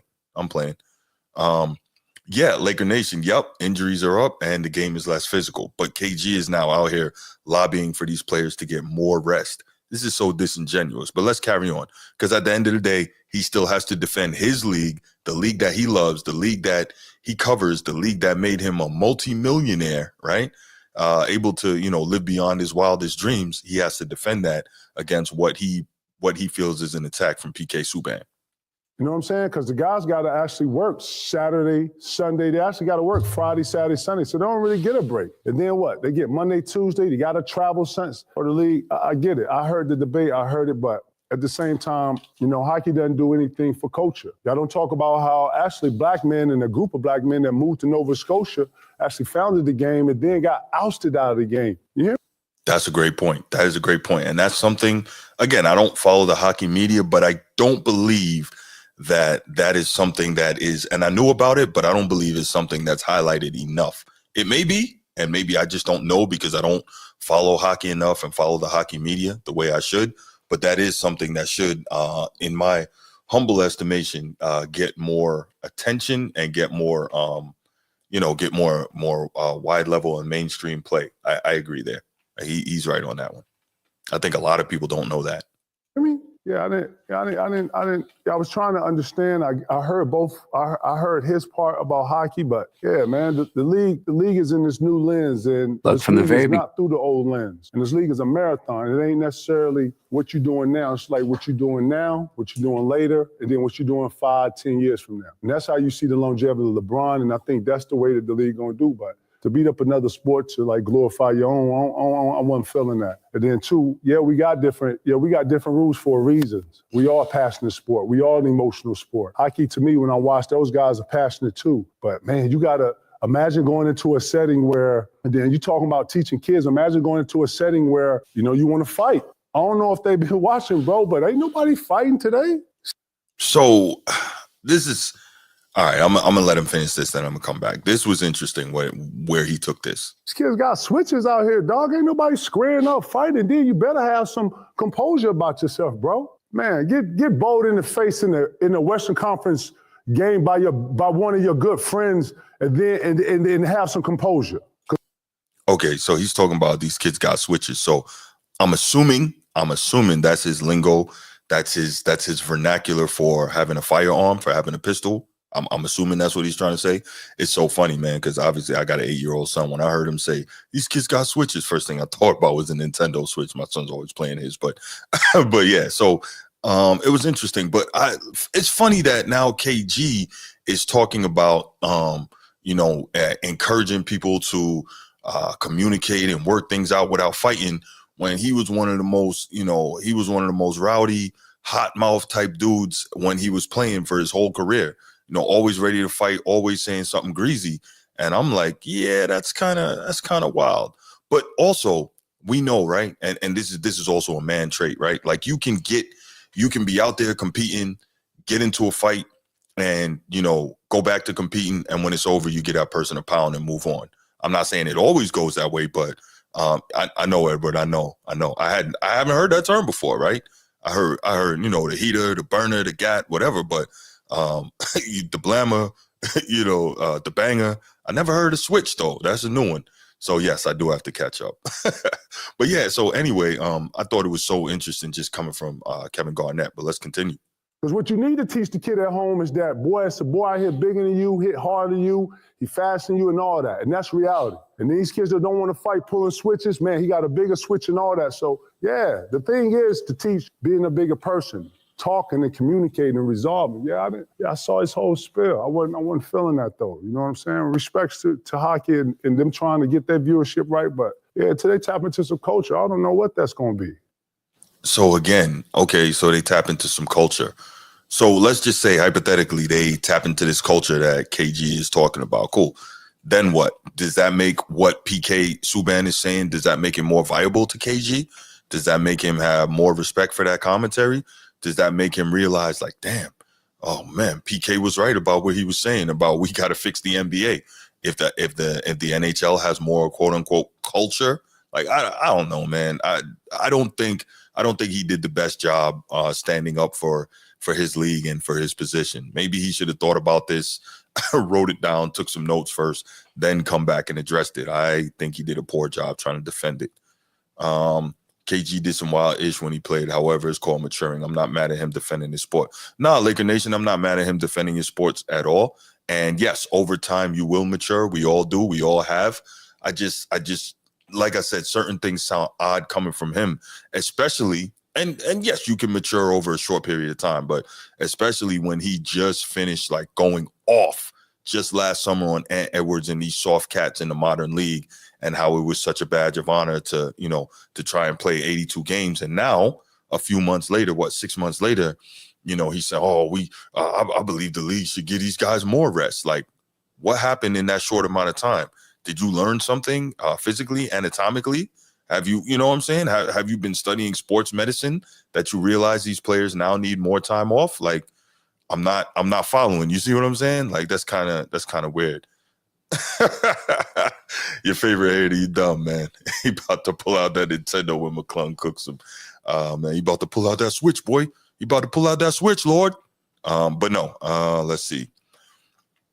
Let's be honest. Majority of people watch hockey for the fight. I don't know if the majority of people watch hockey for the fights. I think people who watch hockey know hockey, so they watch it for the game. The fights are an added enjoyment, right? Human beings like to see violence. We like to see fights. It just is what it is. What was it? Was it Sunkiss on Tony Touch Peacemaker album? This is like year 2000 maybe. Sunkiss, Reef Hustle, and Big Pun. And the guy says, starting hockey fights, Tyson lefts, Rocky rights. Yeah, I just thought about that. Yeah. So, I mean, no doubt some people watch hockey for the fights, but I think that people who watch hockey because they like the sport and they want to see it. I think hockey is a really skilled game. I mean, obviously it has its goons, but it's a real skill game. So you gotta be skilled and you gotta know what you're doing to play that. But anyway, this was my thoughts on some really good commentary on both sides. One from KG, one from PK Subban, kind of just discussing NBA versus NHL mindset. And just kind of, again, to put a pin in it or a bow or whatever you want to call it, it's definitely apples to oranges, right? It's two different situations, but I understand where both of the guys are coming from. Although I think that PK Subban was a bit disingenuous because you can't compare them exactly. And I think KG was a bit disingenuous because we know who he was as a player and we know the stuff he was saying just a few months ago. But also, I think that KG, he just did a poor job overall in defending his sport. I don't know if he just did a poor job articulating his thoughts, but overall, I think like if that was a debate, I think KG lost that for the NBA. So it is what it is. Edward, that's not going to happen, man. I'm not, listen, I don't know him, so I can't quote him. I don't know him. But anyway, wait, you bet. Who's from up north? Who's from up north, Edward? Let me know. Why he got to be a lame young disciple? Because you don't agree with him? You don't agree with him, so that's why he's a lame? Yeah, but so who is it that's from up north, Edward? Let me know. Anyway, so those are my thoughts on that. I thought it was a really good topic. Definitely had me interested when I was listening to some stuff about it over the last couple of days, and then I was listening to some more stuff while I was working out this morning. So I said, you know what? I'm gonna talk about this on the show. All right, 2 topics down, but I'm gonna go ahead, open up the phone lines, hoping maybe somebody calls in and maybe we hear something regarding that. Yeah, so I think Edward, I think his name is Reef Hustle. I think that was the first verse on the song. And yeah, I think he's a New York cat. It was Reef Hustle, Sunkissed, and Big Pun on the song. And it was fire though. It was a fire. This is a tough song. It's on the Tony Touch Peacemaker first album. So check that out. Matter of fact, I'll send it to you later. Edward's like, no. But yeah, I'm not quoting no down south rappers, man, because I don't know them. Not because I have a problem, just because I don't know them. So I can't quote that for you. But yeah, 904-219-8264, 904-219-8264. Go ahead, give me a shout. I would love to hear from anybody who has something to say about this topic. Here we go. Laker Nation, what's good, my brother? How are you? Good evening. I am blessed as always, brother. Yes, sir. Yes, sir. What you got? What made you do a show tonight, man? You kind of blindsided me with it. No, like I said, I was just working out this morning, and a lot of times when I'm working out, I'm listening to podcasts, catching up on the stuff I didn't get to from the day before. So I wake up early. If I'm out walking the dog or whatever, I got podcasts on. I'm working out, podcasts on. Taking my son to school, podcasts on. So all that stuff just gives me ideas, and I was like, you know what? I'm gonna just do a show, get some more content out there. Man, we trying to do this thing, man. You don't understand. Trying to make the Format Podcast blow, bro. I ain't mad at you, brother. Yeah, man. No, this is not. This wasn't you, though. I thought it was like it was a replay, but then I was like, no, okay. You ain't never talked about this. Right.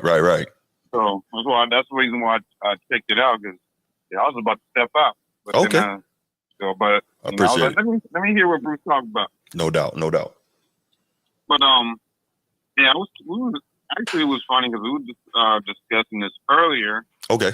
And I wanted to prick your brain about this situation, because I was talking about it with a couple of my colleagues. They want to pick on me because I'm a Laker fan. They was like, "Hey man, what you think about this?" And I was like, "Man, y'all need to sit down somewhere." I'm up down here surrounded by Heat fans, but they ain't got nothing else to talk about because right. Heat ain't doing nothing. So right. They want to harass me about my Lakers every day. But then we were talking about, but this came up about the hockey guy saying what he had to say about the. And one of my boys made a point. He was like, I respect what he said, but the fact that it came from him, I don't respect it. Okay. And I was like, why? I was like, you're not a basketball dude. He a hockey dude. It's like, that's like you being in the military and somebody clowning one of your guys in your unit, and he's from the outside. Right. It's like, there's no respect there. Well, like, you gotta bet, but it was, what you gonna say? Pardon me. My analogy for that would be, so I served in the Army, right?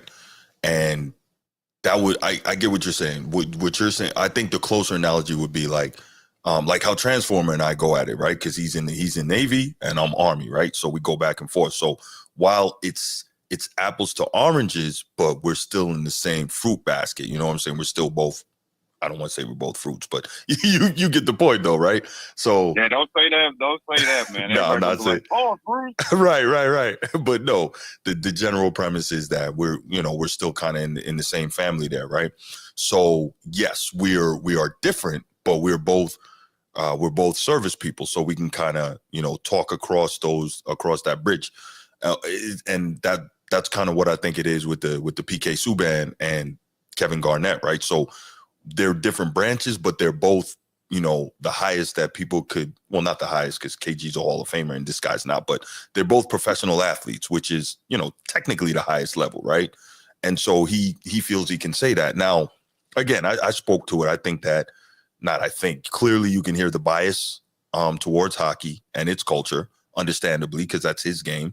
And I'm not saying there is, but there could be some jealousy because, the NBA is making so much more money for doing presumably so much less.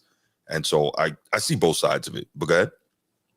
So yeah, well, they say that. Like, I don't like that they made more money or whatever. But even though I think that might be the premise, but we know the NBA can do better. Yes. We know he can do better. Mm-hmm. But like what he was trying to say is like we don't need no outsider trying to tell us what needs to be done when we already know it needs to be done.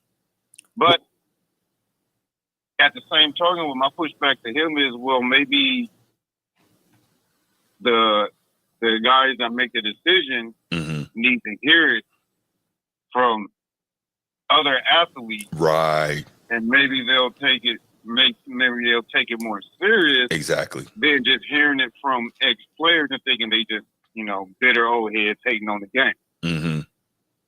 Because just because I always say just because you ink a huge deal, don't mean that you're doing better.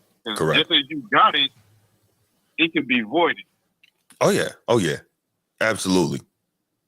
But I'm gonna say this, and then I'm gonna let you go because I got some more for the last topic. Cause I know you. Cause I already have a feeling I know what you're about to say. You don't know what I'm about to say, man. I have a feeling I know what you're about to say. You don't know what. Call in with some pushback on you. You don't know what I'm about to say, man. As long as there ain't no shots at my Lakers, that's all good. I'm not taking shots at your Lakers, man. You do that every show, bro. You do it every show. But I am gonna say this. The same thing I told him.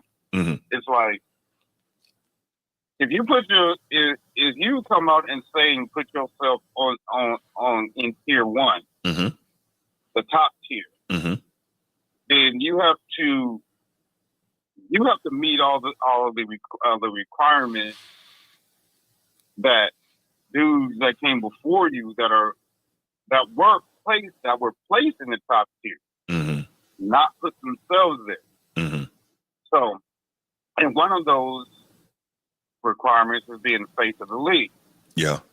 And what distinguishes you as the greatest ever is how you leave the game when you step away. Right. And honestly, I don't think the game is in a better place right now than it ever has been. It's making money, but I don't know that the game itself is in a better place. Well, there's certain people on this planet that you can't tell that to because their skulls is as big as a center block. You ever try to penetrate a center block? Yeah. It's very difficult. Yes. But you want to come out here but you want everybody else to conform to your opinion. No, it don't work that way. Right. Like I told them, I'm going to finish and then I'm going to get off. So so we can get into this last topic. No doubt. My thing is Magic Bird. They were the face. They left the league in a better place. Yeah. MJ came in, left the league in a better place. Yes. Kobe came in, left the league in a better place. They Yes. pass the baton to the self-proclaimed, and the league is floundering. Mm-hmm. It goes on representing of the face of the league. That's basically what it is. It starts there. Mm-hmm. The NBA is a copycat league. They're gonna copycat what people do. Everybody geared up to play better because they want to beat him, Mm-hmm. Jordan. And then he started the era of the shooting guards because what do little kids do? They emulate the face. They say they go out there, hit the park. They want to be the next Mike. And Kobe came along, and everybody's like, "Oh, I want to be like Kobe." Mm-hmm. Now, these kids nowadays, I'm just gonna be straight up. They say they want to be like Steph. Yeah. I haven't had one of my players or anybody in high school, anybody younger, say they want to be like LeBron. So I've not heard it. So I think there's something to that, and this is not a shot at LeBron. I think that the reason they say that being like Steph is way more attainable than being like LeBron, right? Steph is almost like a regular person. LeBron is just such a magnificent physical specimen. Nobody can emulate that, right? Just like the whole "Be Like Mike," that was a nice jingle and a nice campaign, but most people couldn't emulate that, and nobody can emulate trying to be like LeBron. So when you look at a guy like Steph, okay, he's 6'3", he's slim, he's not physically overwhelming, but he just put in the work on his game, like crazy work. Now, don't get me wrong. Obviously, he's got natural gifts to be in the NBA, right? He's got some genetic gifts. He obviously was in a position to develop his game. He had an NBA father, so on and so forth. So all that stuff helps. But it's a lot easier to say I want to be like Steph versus be like LeBron. I think that has a huge role to play in it. I get what you're saying. Yeah. But my pushback is to this. It don't matter if you ain't physically gifted like that player or not. Mm-hmm. If that's your favorite, if that's your guy, mm-hmm. and you play that sport, mm-hmm. you're gonna try to emulate what they do. That's true. As far as their skill wise. Uh-huh. So not everybody could dunk like Kobe. Right. But everybody worked on their footwork and mastered that fadeaway. You're right. But let me here's an example, right? So I might have told this story when I was on this show before. I used to love Charles Barkley when I was younger, right? And that literally, like, I was in high school, I shaved my head because I love Charles Barkley, and like I tried to play like him. Like that's what made me learn how to rebound, like how to box out and go get the rebounds, even though I was never a great leaper or whatever. But Barkley rebounded, so I wanted to rebound. I wanted to play the block because he played the block. But then I realized, I'm like, wait a minute. I'm never going to be a power forward. Let me find a guard to try and emulate, right? So my mindset changed, and I said, okay, what guard can I try and Mitch Richmond? Like, that's when I started becoming a fan of him.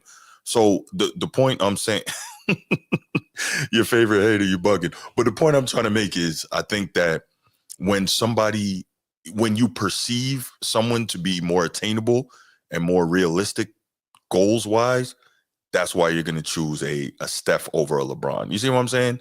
And that's no shot at LeBron. It's just he's too far removed from 99.9% of human beings to try and emulate. You see what I'm saying? No, I don't. Okay. Well, that's how I see it. No, I don't, because I'm around young hoopers all the time. Okay. And I'm around young hoopers all the time. Been around them all my life, Mm-hmm. even when I was a kid. Okay. We get on the court. We hit a 3-year Reggie. Right. We used to do that too. We playing 21. we playing 21. Mm-hmm. We turn our backs. Drop step, hit that shimmy like Olajuwon. Mm-hmm. Yup. We do that drop step, hit that fadeaway like Jordan. Mm-hmm. Mm-hmm. Ain't nobody doing that, hitting the post and hitting that drop step, doing that fadeaway and you're on LeBron. Ain't nobody shooting half-court shots saying, I'm going to say LeBron. Ain't nobody driving down the lane, bullying everybody and getting the N1. Say, I'm LeBron, and doing that retarded crap that he do. Well, ain't nobody doing it. I'll take that back. I've seen that maybe once or twice, and maybe in in a high school game. Mm-hmm. I seen that once. Mm-hmm. Everybody's saying Steph, or they hit a mid range, they be like KD, Mm-hmm. or they hit a no look pass and be saying Luka. I was about to ask you on the no look pass, who do they say now? Because obviously when we were growing up, that would have been Magic, or maybe we were even saying Magic. We were saying Magic, but now now it's all LaMelo Ball. Oh, okay, that makes sense. Melo. Okay, that makes when sense. they drive the lane, do those no looks, they're yelling.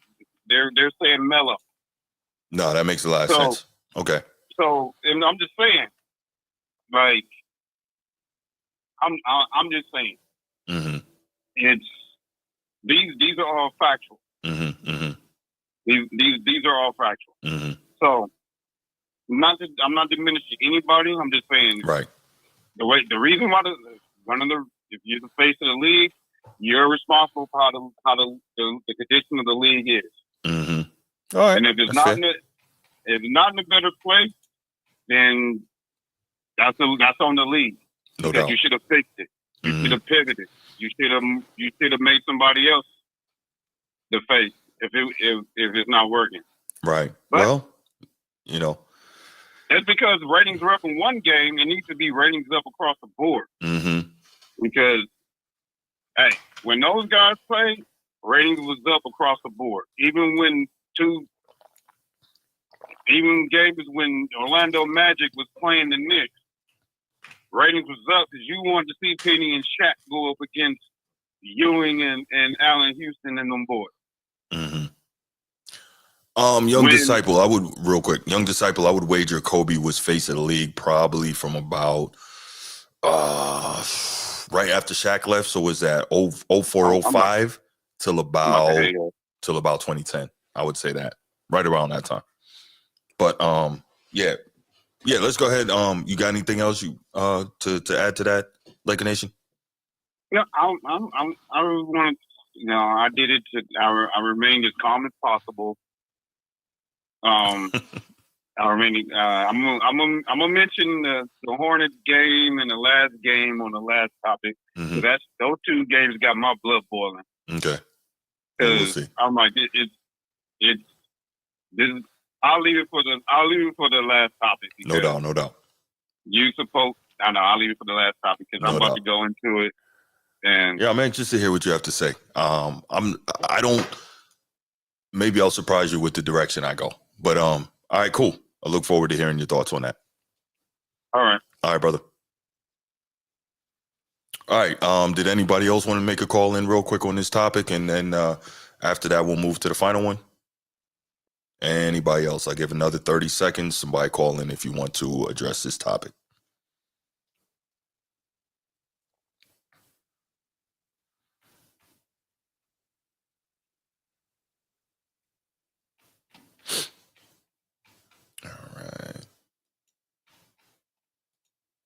All right. Final topic. So, how do I start this? So we hear, as I mentioned earlier, there's a lot of people out there, NBA fandom, NBA media, who think LeBron James is the greatest basketball player of all time. Oh, hold on, y'all. Let's back up. Main man Bruce calling. Let's go ahead and take that call. Bruce, what's good, my brother? How are you? What's going on? Maintaining. How you doing? First of all, I'll listen to I've been listening. I appreciate that, man. Thank you. Mentally weak, yo. Don't you ever in your life say that. Mm-hmm. All right, go ahead. LeBron, game 6 in Boston. That's mentally weak?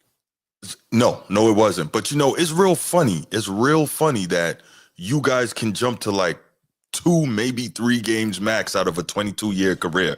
Yeah, it's funny how y'all always jump to that game 6 in Boston, which was an absolute demolition, by the way. LeBron, I would say that's the best game I've ever seen him play. I would say that's better than the 48 special. He absolutely destroyed my guys. There's no question about it. That's the best game I've ever seen him play. But go ahead. I'm sorry. I didn't mean to take your time. And who cares what a hockey player got to say about it in the NBA? Don't nobody watch hockey. Well, that's not really true, but go on. Who watch hockey? I'm talking about. I mean, come on now. But no, I get what he's saying though. Like, I understand his frustration. We all feel that way. Mm-hmm. We all feel if they all. Mm-hmm. These guys are quarter billionaires, man. They ain't got no passion to play no ball no more like that to the playoffs.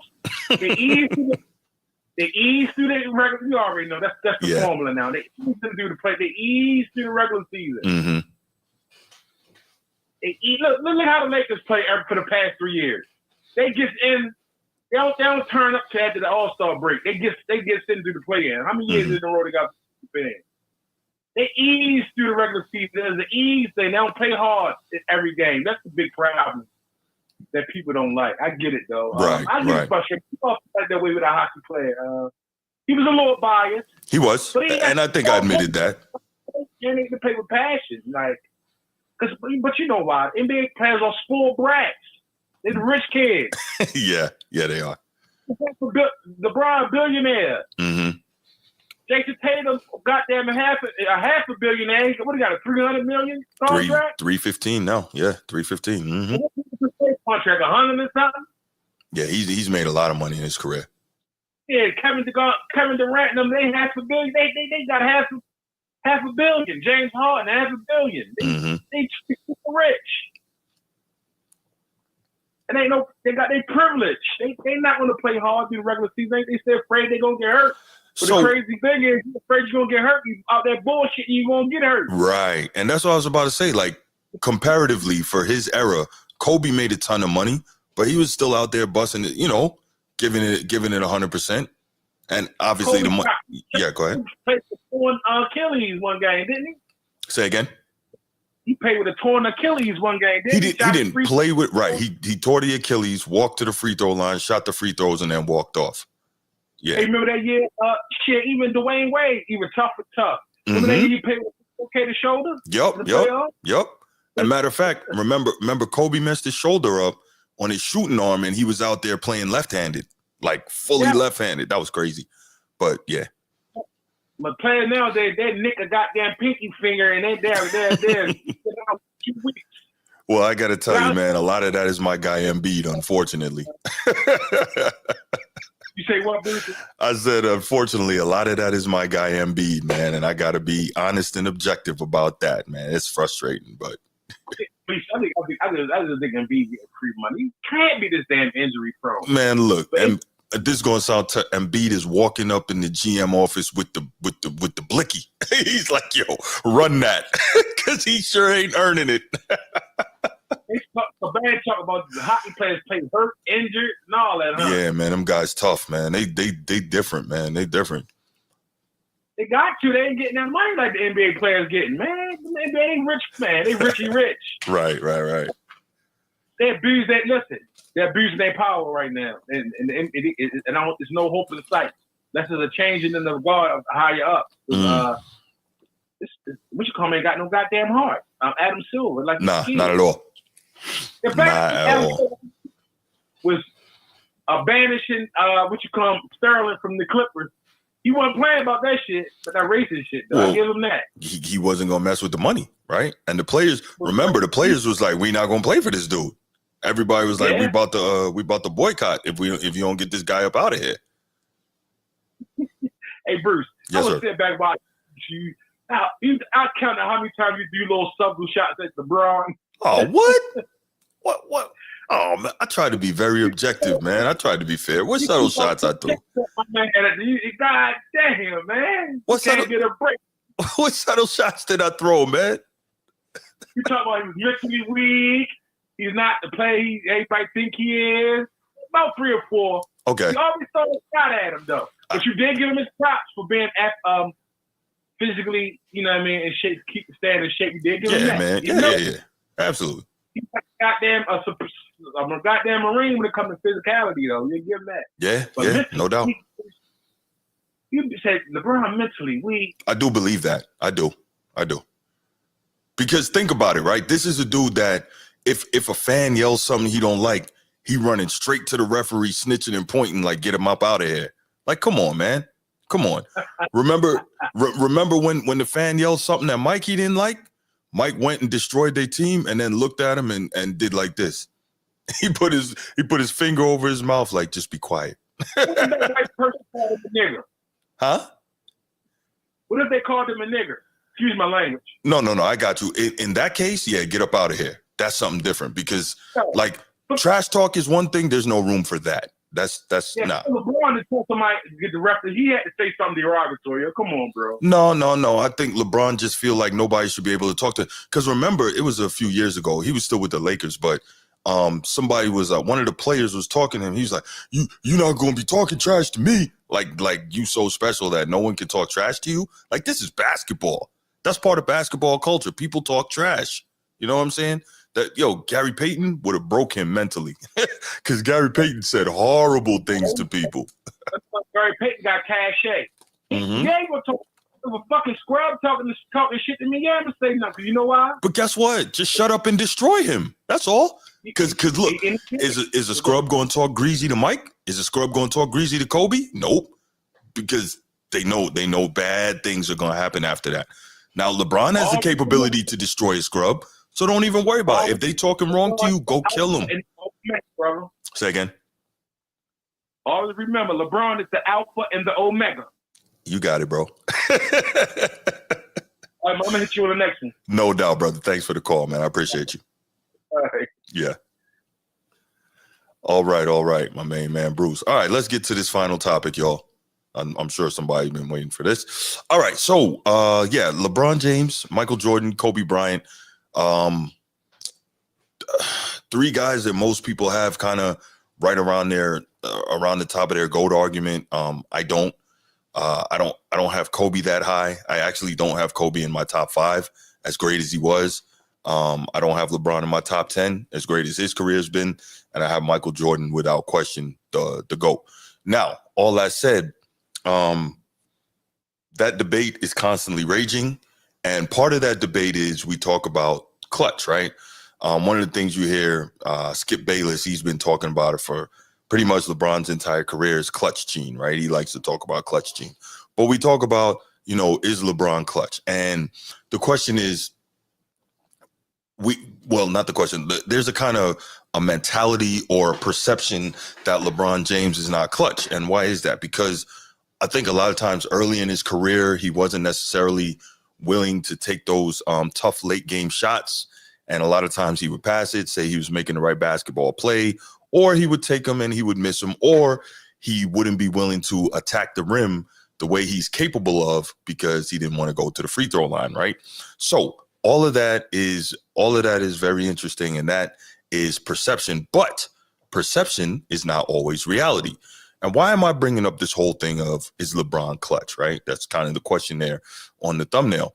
The reason I'm bringing that up is because, 2 nights ago, Charlotte was visiting the Lakers in LA, and the game came down to LeBron having an opportunity to take 2 3-pointers, and he had the opportunity to take 2 threes, and he missed them both. And I think those were game-tying shots, right? Those were both game-tying shots, and he missed them both. Lakers end up losing the game. So now it comes back out, that whole business of LeBron is not clutch, or is LeBron clutch, or what have you. And so LeBron's greatest defender in the NBA media and in the mainstream media, Nick Wright, of course, he comes out with the stats because he has to, right? Because he can't stand hearing anyone criticize his boo. Now, that said, he gives some really, I think for a lot of people, some numbers that are kind of startling because nobody would have expected a lot of these numbers to be what they are, right? And basically, and I'm gonna play some of this for you momentarily. Basically, what these numbers prove is that LeBron is actually one of the best clutch players in history, especially in the playoffs, right? And one thing, like, you won't expect to hear it from me. However, I must admit that LeBron is one of the best playoff performers in NBA history, especially in Game 7s. He's arguably the best Game 7 playoff performer in NBA history, right? That's really hard to argue, really hard to refute. You'll hear me say a lot of things about LeBron, but there's certain things that are just kind of inarguable, right? And that's one, that he's one of the greatest playoff performers in history. So, young disciple, stats are facts, yes, but stats also can be manipulated a little bit, and context is important. Context is very important, right? And we'll get to that context in a little bit. But Nick Wright, as I mentioned, because he had to, right? he had to defend his boy LeBron. And so let's listen to some of the commentary that Nick Wright had on the argument of whether or not LeBron is clutch, because again, people were questioning it. So he had to jump all over that and defend it. So let's go. I did this 18 months ago. I looked it up in our archives.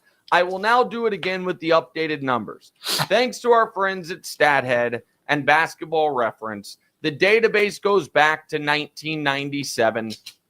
Interesting enough, coincidence, the database goes back to 1997. So that means you really only have 1 year of peak Michael Jordan, but well, coincidence, we missed out on that. But carrying on. To now, here are the clutch shooting numbers for LeBron and for all your favorite players. We will go from the max to the min. So the setup is this: shots to tie or take the lead in the playoffs, final minute. LeBron James, 23 of 50, 46%. Now that right there, you never would have expected, but that's tremendous. Respect due for those numbers. You wouldn't have expected that at all, but that's, he's taken a lot. And as his career is gone on, you have seen that kind of hesitance that he had early on to take those kind of shots. That has pretty much dissipated. So respect due for that. Let's carry on. That is a better percentage than every player in the database from 97 to now, except for DeMonte's guy, Ray Allen, who was just an absolute killer. So it's not only that LeBron has made the most and taken the most, 46%. You might be like, well, and with 97 to now, that covers Kobe's entire career. Real quick before we get to the Kobe piece. And so he mentioned, if you notice, Ray Allen. So it's real funny. Ray Allen actually has better clutch time stats than LeBron does. But when I mentioned how Ray Allen saved LeBron's legacy, the LeBron fans always jump on me. Anyway, moving right along. Kobe was assuredly better than LeBron at these. Again, playoff games, tie, take the lead, final minute. LeBron, 23 of 50, 46%. Kobe Bryant, 12 of 44, 27%. Kevin Durant, 9 of 35, 26%. Steph Curry, 6 of 25, 24%. You want to go to we've heard forever. LeBron just put his head down, get to the basket. Well, he doesn't have the bag. What about threes? LeBron, final minute of playoff games to tie or take the lead. 4 of 11 from 3. Kobe Bean Bryant, 3 of 17. Kevin Durant, 3 of 16. Steph Curry, 3 of 14. Let's go smaller. Final 30 seconds. Playoff games, tie or take the lead. LeBron James, 14 of 35, 40% from the field. Kobe, Mr. Clutch Killer Kobe Bryant. Bron, 14 of 35, 40%. Kobe, 8 of 31. All right, quick side note. So these numbers are the numbers, right?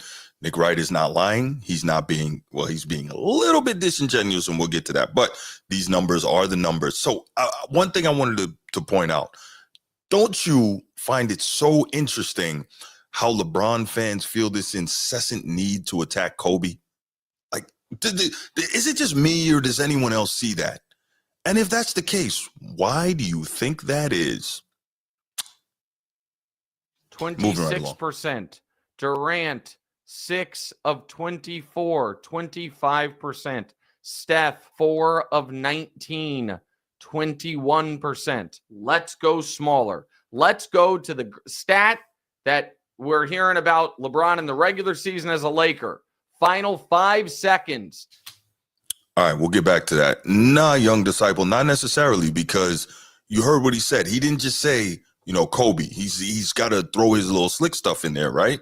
But, I mean, it's all good. It's not just this particular discussion. It's just on the whole, LeBron fans always feel this need to try and go at Kobe and denigrate Kobe. I noticed that, and it's very interesting. And I'll tell you, to me, to me, it just sounds like they know what time it is and they have to, they have to do what they have to do because they know what it is. But carrying on. Tie or take the lead in the playoffs. LeBron, 8 of 20, 40%. Kobe Bryant, 4 of 18, 22%. Kevin Durant, 2 of 11, 18%. Where is Steph on this? I know he's on this somewhere. I can't even find him. Steph maybe hasn't taken in the final 5 seconds. Oh, there's Steph. 1 of 6, 17%. All right. So you see, in darn near every case here, LeBron is hands down superior to those other guys in these clutch time situations in the playoffs, right? And hey, I got to give credit for that. That is surprising, right? Didn't expect that. And I think that most people who are, I'd say most people who are fans of LeBron would have expected that. Most people who are not would not have expected that. And I was surprised by how do I want to say this? How dominant he was in terms of all those different situations. So credit due, LeBron. Over time, clearly, you've gotten your confidence up. You believe that you can knock down those shots. You're doing it. So, Laker Nation, there's definitely more to it than that. No. There's a lot of situations at play. But so anyway, yeah. So this was interesting, right? So here's something that I wanted to talk about. We look at Kobe, we look at KD, we look at Steph, all these guys, greater offensive toolkits than LeBron, easily. Every one of them, right? But yet, all of them have these much lower clutch time statistics, right? Okay, cool. LeBron has proven, the numbers have borne it out, that LeBron is better in these situations than Kobe is, than Steph is, than Kevin Durant is. All these guys who are better perimeter players than him. Kobe is a better post player than him, so on and so forth. Okay, cool. Know your favorite hater. It doesn't mean more winning per se, but again, it is surprising because what it does is it attacks the narrative that LeBron isn't clutch and that LeBron doesn't come up big in these moments, right? And y'all know me. I try to be objective. I really do. So I have to give credit where it's due, and that's what I'm trying to do right now. So let me do that, right? So I got to give credit where it's due that LeBron has been able to, throughout the course of his career, consistently get better at these situations and to be in the position where he's in, with where he is superior statistically to guys that you, in most cases, would prefer to give the ball to in those situations, right? So we got that. All right. So here's the deal. Here's part of it. Don't respect me too much, young disciple. You might not like this part. So despite the fact that we have all these teams and franchises, they have analytics people that study the stats and study all the numbers and all that, right? You have all of that. But despite all of that, if you watch in these situations, LeBron is almost always in a one-on-one spot, right? He's almost always in a one-on-one. And when it's a situation where they think he's going to shoot it, they back off of him and allow him to shoot it, despite the fact that the numbers say he's more likely to make it than all these other all-time great perimeter players, right? Kind of weird. But it's kind of like once you get something in your mind about somebody, you will continue to perceive it that way. And it almost takes like an act of God for you to change your perception of somebody. It takes something huge, right? So in many of those cases, you will see LeBron in a one-on-one situation.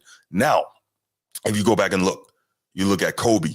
Kobe's almost never in a one-on-one situation. A lot of times he's double teamed, sometimes triple teamed, and he will, because he has that ridiculous, almost irrational confidence in himself. Exactly. Laker Nation, you took my point, man. No, but in those situations, he has that irrational confidence in himself. He's shooting over double and triple teams in a lot of cases. Now, should Kobe in a lot of those cases have done the LeBron and make the right basketball play, pass it to the guy who's open? Yes, but he believes in himself and he believes in the work that he put in and he believes he's going to make that shot, right? Now, that doesn't absolve him per se of taking bad shots and missing opportunities to win those games. I get it. But that's where I was saying, like, the context has to come into play in terms of now looking at these shots. Like, I'm picturing one in my head. I think it was, Laker Nation will know this one. It was Kobe over Ruben Patterson on the deep three on the inbounds play in the playoffs against the Portland Trailblazers. And I think he hit some amazing, crazy walk-off three over two defenders draped all over him. Laker Nation knows exactly the one I'm talking about. And so, and Young Disciple, he probably knows it too. I forgot he's a Lakers fan. He probably knows it as well. But the point I'm trying to make here is that those shots for these other guys, Kevin Durant, they're not just going to give him one-on-one. They're going to try to double team him, get the ball out of his hands, or make him take an extremely tough shot. Steph, same thing. Kobe, same thing. All these guys, right? And so I'm not excusing making the bad play. I'm saying that being single teamed versus double and sometimes triple teamed makes it a little easier to make these shots. You still got to make the shots, but I think what's good, Best League? How you doing, fam? So I think that, no, I don't think it's excuses, Young Disciple. I think it is context, because if we go back and look, like, you can see the difference how LeBron is guarded in these situations versus the way that Kobe is guarded in these situations. Also, because they know that LeBron is such a great passer, when you double team that guy, he's more than likely going to find the open man, and he's going to find him quickly, right? And so it puts you in a position like, is it the best move to double team him or play him straight up, right? So it's a combination of, you don't necessarily respect his jumper, or you don't respect him scoring in that position the way you should, the way the numbers say you should, and you're concerned about him making the correct pass, right? So you got two different things going on there. But yeah, Kobe and the other guys, that's what's happening. Like, these guys are getting double, triple teams. So I think that plays a huge role in the disparity in the percentages of these guys at crunch time. All right. Yeah. Pick your poison. No doubt. And I'm not saying that's always the case. That's what it is sometimes with some people. And with other coaches, it's just like, yo, we will live with LeBron shooting that shot because we still don't believe in it, right?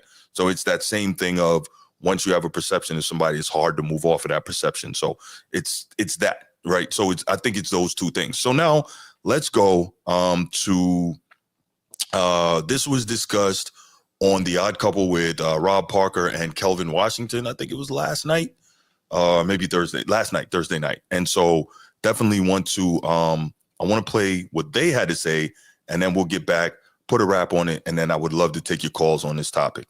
I think I'm being fair so far, but let's go. And LeBron had a chance to tie the game twice in the final, final minute or whatever, right? Yeah. Final 30 seconds or whatever. And he missed them both. And then all of a sudden, from the two misses came the stat of the year. Kelvin, when you saw the stat, what did you think before I even say what the stat is? What did you think? You're saying if you would have asked me prior to me ever knowing the stat, I definitely would have thought it was better than that. Okay.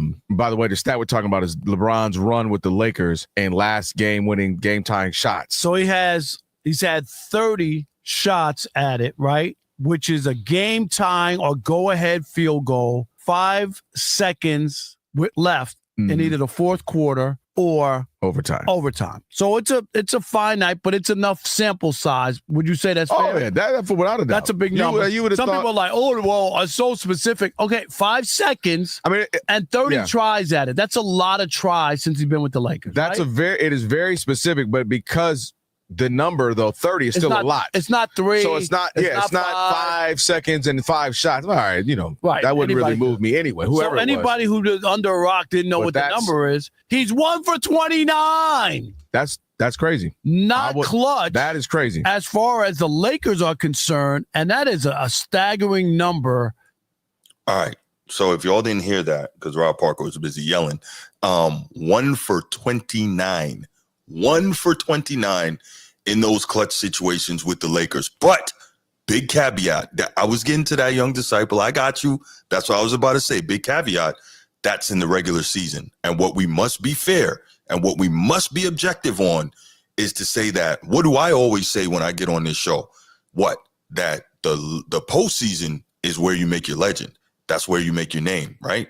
And so I'm not going to say regular season doesn't matter, but 1 for 29 in the regular season, that's horrible. But I'll take those postseason numbers we just heard from Nick Wright, right? Because that is where it's most important. So LeBron clearly steps up in those moments when it counts most. I have to be honest. I have to be objective. Like, that, absolutely, Young Disciple, you're 100% right. The playoffs, that's where you make your legend. That is where you get it done. That is where, that is what history remembers, right? Just obviously it's a different sport, but that's kind of the thing we talk about with Lamar Jackson and the Baltimore Ravens, and I believe he'll get over that hump. But to this point now, that's kind of why he faces all that, all the criticism and all the smoke. But the point is, we can talk all we want, and yeah, 1 for 29 is that's a horrible, horrible stat. However, when it comes to it, in those big moments in the playoffs, like, we can't deny, what the numbers are. So if it means I got to be 1 for 29 or even 0 for 30 in those situations in the regular season, I'll take that, because history proves that LeBron is more than likely going to get it done in those clutch moments. And I'm no LeBron guy. Y'all know that. But I got to be honest here. Like, it is what it is. I can't argue that. Let's continue to listen to what Rob Parker and Kelvin Washington had to say on The Odd Couple about this. But real quick, before we do that, if you're here and you haven't already, please make sure you go ahead, hit that like and subscribe button. I need that. But no, go ahead, hit that like and subscribe button for me, man. It really helps the show grow, and I really appreciate it. Especially since, for the most part, LeBron can take the ball to the basket almost all the time and get a foul or whatever. He doesn't always have to shoot from the perimeter. I don't care what defense they got on you. He can just drive past, still go past people for a basket late in the game. And so obviously the thought was, is LeBron clutch or not? And what do you think? Now, your thought before this was he's clutch. Yeah, well, because I would have questioned it a little bit. Yeah, well, the question for me or the context would have to be: are we saying in a purple and gold jersey or the duration of his career? No, we're talking about because for me, LeBron, they got a championship. Yeah, and he's had a number of chances here in LA, and it's been an uneven. Would you admit it's an uneven Lakers run? Because they did make the playoffs a couple times. They got the play-in. They've been knocked out early. They went to the Western Conference Finals. It's been a mixed bag of nuts, but overall, I think even he would agree it's been disappointing. Right, not nearly. I got to be fair here, man. I like Rob a lot, and I often agree with what he says. This isn't fair, right? This is not fair for him to say LeBron is not clutch. Like, at the end of the day, fan, no fan, whatever it is, man, what we got from Nick Wright, it is what it is, and that demonstrates that LeBron is one of the best clutch players of all time. Would I take him over Michael Jordan if I needed a shot? No. Would I take him over Ray Allen if I needed a shot? No. Would I take him over Reggie Miller if I needed a shot? Probably not. Would I take him over Bird? Probably not. But just about anybody else. Oh, and let me say this. If you're single covering, I'm not taking him over Kobe, right? If single covered, because I just think that Kobe has way too much skill in his offensive toolkit. He can go way more places. I think he's got a tighter handle. He's got better footwork. He can get to his spots better, raise up, knock down shots. He can get, better post players, so on and so forth. But I mean, that's in an ideal situation, right? Again, how often do we see Kobe single covered in those situations? So, but yeah, at the end of the day, man, the numbers are the numbers, and LeBron has done what he's done. Would I take it? Oh man. If it's just a shot, like a single shot, no, I'm taking Ori in that situation. Big Shot Bob has done it time again, but I don't like the idea of comparing a role player, no matter how good that role player is, to a superstar and an easy first ballot Hall of Famer. You know what I'm saying? So I'm not doing that. But let's go ahead and continue to listen. Got the ultimate thing, which was a ring. So he's forever but he got Anthony Davis. But that's where you would want more. If I told you I had Anthony Davis in his prime, that's the other key component to this. LeBron still in the twilight, but still prime-ish the first few years, right? You know what I mean? Because obviously at this point, he's 40. I don't expect him to be what he used to be. But I got prime AD, I got prime LeBron, and some pieces here or there. I would think that'd be enough that we got to the finals again, even if we lost. But we got to the finals again, at least one more time. So I would have expected that. But as far as the clutch factor, so here's the thing with LeBron. I think overall he has been clutch in his career, and the numbers go that way as well. Agreed. Because when you look up the numbers, really only it's Jordan, he, and Kobe when it comes to clutch shots in the duration of their career, and even game winners. Michael Jordan has the most at 9 when you're talking about actual buzzer beaters and game winners. Which is not surprising. Here's Mike. Let's look at the stats. Michael Jordan has the most game-winning shots in NBA history at 28. He has 9 actual game buzzer beaters. Kobe is second with 8 when it comes to literally in the game is over. I think that stat right there is probably why a lot of people think how they think about Kobe, right? He's second in the league. Michael Jordan obviously had 9 and Kobe had 8 in terms of literal buzzer beaters. And then LeBron is third and oddly enough tied with Paul Pierce. I like that. The truth. Here's a quick question though. Do we take into account when we look at what LeBron is doing, how long he's played? That's just a thought, but let's carry on.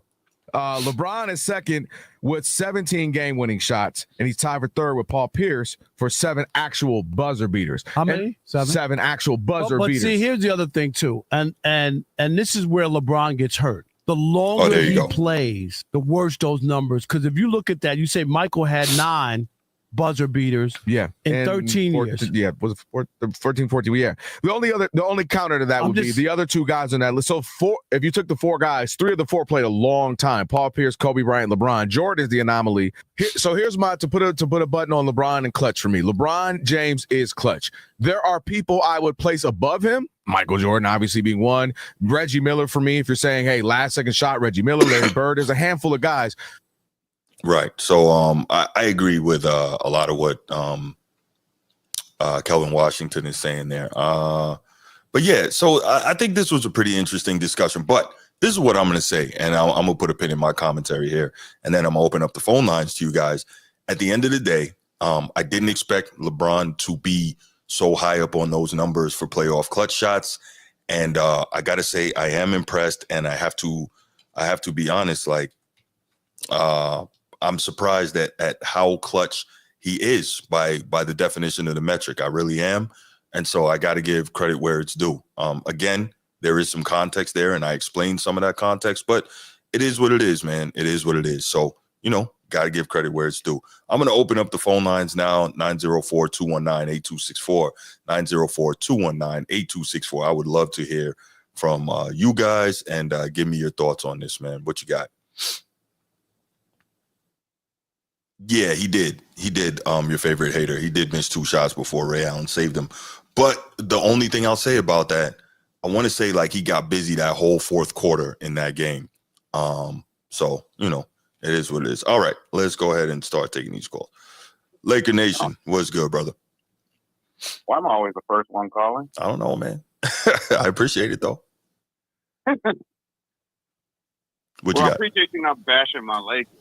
Why would I bash your Lakers? I told you, man. Look. You do it every show. Man, go ahead, man. You do it. You do it every show. I don't know what you're talking about, but let's go ahead. What you got? Okay. I like those are good numbers. I ain't gonna lie. Mm-hmm. But what does everybody love when they defend LeBron? What they always use that word, that C word. What is that? Context. Yes. Okay.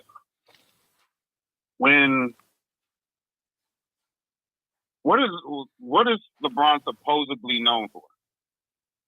What is the number one thing they say that he is? What, he makes the right play. He's smart basketball player, right? Oh yeah. So what do you think the opposing coach is telling his defenders? Oh, play the pass. Force him to take it. That's true. So if you're a top 10 player mm-hmm. in a clutch situation, and you consistently on one-on-one coverage, and you're 6'8", 270 pounds, what do you think the outcome is going to be majority of the time? Yeah, but the only thing I'll say, my pushback would be that, especially more recently, he's taking a lot of deep jumpers and threes. So it's not like he's just in those situations like he's straight attacking the rim. So I can't even necessarily go with that. My point exactly. He's getting downhill. He's getting to the rim. He's that tall. Your percentage is going to be high. Number one, and number two, I admit his mid-range game and the 3-point game has gotten better. Correct. So just the fact that you even take some shots, you gotta have that dog in. Yeah. So to even take those shots, you got to have the dog in. Mm-hmm. Agreed. So I'll give you that. But what I'm getting at is, so what Nick Wright is doing is he's trying to push the narrative that LeBron is better at clutch situations than all those guys who are known for being clutch finishers. Mm-hmm. That's what he's trying to push. Mm-hmm. And so, the only way he can do it is through the stats. Right. That's the only way he can push that narrative across to people is because of the stats. And that's and the ones that's going to jump for joy on that's like, yeah, the Brown fans. They're like, oh, yeah, see what I'm talking about? Yeah, bro. They over here always talking about Bron ain't this, Bron ain't that. Mm-hmm. Look, his numbers are better than Kobe. His numbers better than all your favorite players. Right. But you can't deny the numbers are there. No, you cannot. But who is one more? Those other guys. Mm-hmm. Excuse You me. pull up the tape. Because eye test matters, right? Yeah. Yeah. It matters to me. I don't know if it matters to everybody else. Matters. You pull up the stat. What happens when you play Kobe 1-on-1? You see the highlights. Mm-hmm. Mm-hmm. He had zero coverage. Can't remember. I think that was the Phoenix game. Phoenix in the playoffs when they were the favorites. Yeah. I believe it was like game two of that series. We came back from being down 20 plus when he got that wide open three in the corner. Mm-hmm. What did he do? He laced that shit. Yep. When final against Indiana, when Shaq fouled out. No doubt. Took over. 1-on-1 coverage. Mm-hmm. With Reggie Miller. Mm-hmm.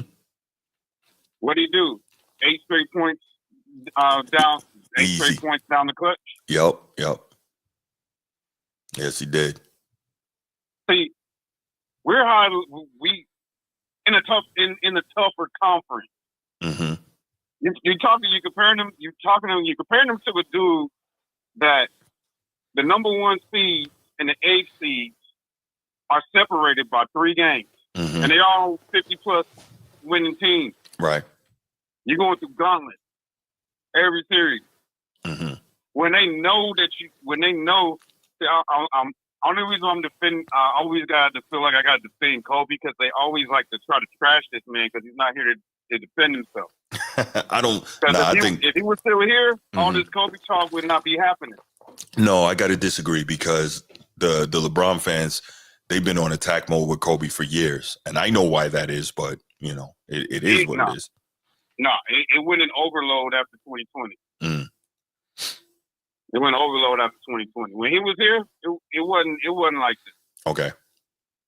Because he wasn't here to defend himself. Mm-hmm. But one thing I like about Kobe is he don't bash other players. He speaks basketball. The guy on such an intelligent level that he kills what you're trying to say in a logical way, and he has the footage and everything to back it up. Mm. So it wouldn't be this bad if he was still here. Which, like you said earlier, I don't understand what the love is on attacking Kobe. Is it because he's in a Laker uniform? I don't know. But if it wasn't all this negativity towards other great players, nobody would have nothing bad to say about him. When I'm talking about Bron. Wouldn't nobody have nothing bad to say about them. And it's not Bron personally. It's not even Bron himself trashing other players. It's a fan. Right. Like if you there's only a few. I respect you if you can come.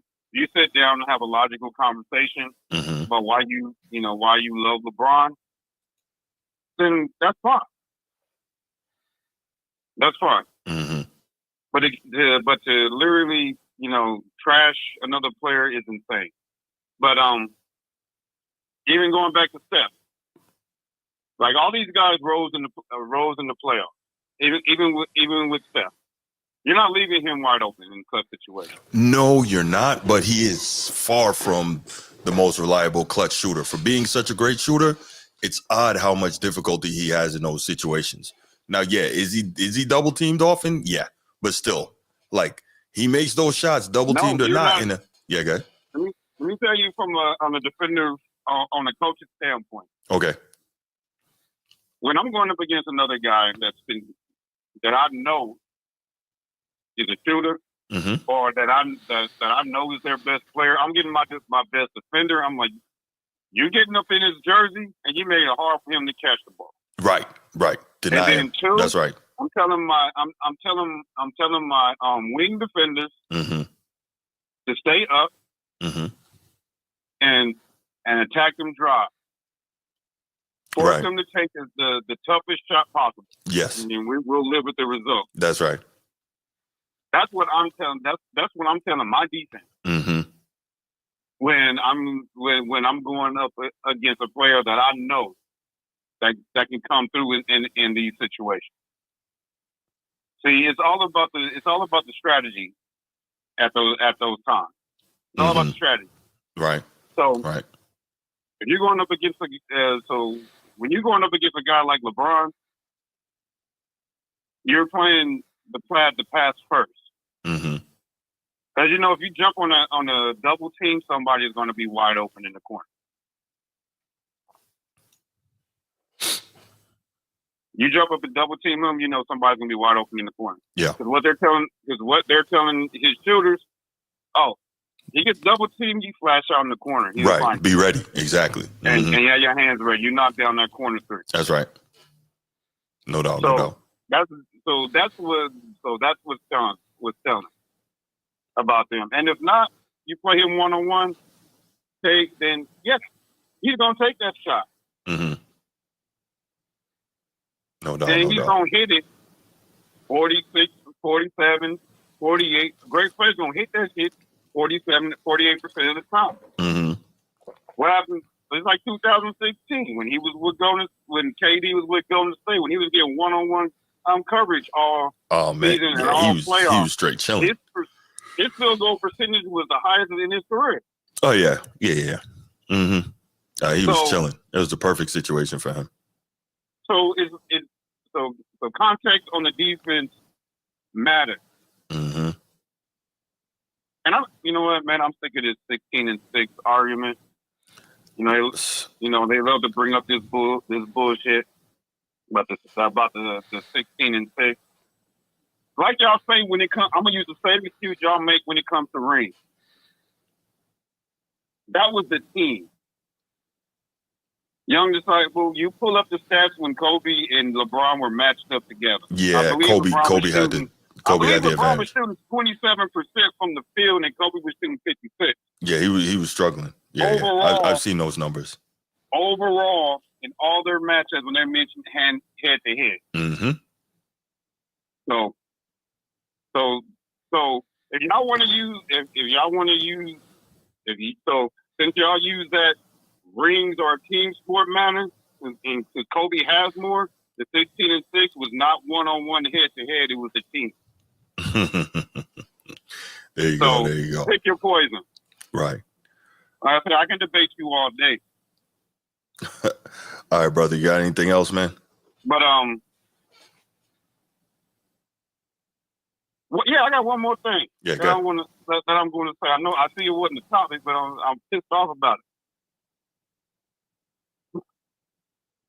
I gotta give you your props, and it pains me that I have to say this because you were Celtic. But you called it. Oh yeah. You said they're gonna have Luka out there playing as a spot up shooter. Yeah, but that's exactly what happened in that Charlotte game. So my thing is this: I'm not even bringing up any of that yet. It's just way too soon. I want to at least let the regular season finish out, and then we'll see what happens going forward. It's too soon to take a victory lap. Way too soon. But yeah, I definitely had doubts. Man, I saw that. I saw it. I was like, fuck. And I was like, fuck. This Celtic called it that they was gonna do that to him, and he shot his worst percentage I've ever seen him shot. I think he shot 27% that game. Yeah, he's struggling. He's struggling But since he got there. But they're making an excuse saying that he was hurt. He should have been out there. You know, his calf is bad and all that. Man, miss me with all that. Well, you put look, him man, out there. give it a little time. Put him out there. You perform. Look, as much as I hate to say it to a Laker, give him a little time. We'll see. That's all I can say. True Laker fans don't get. But you have to.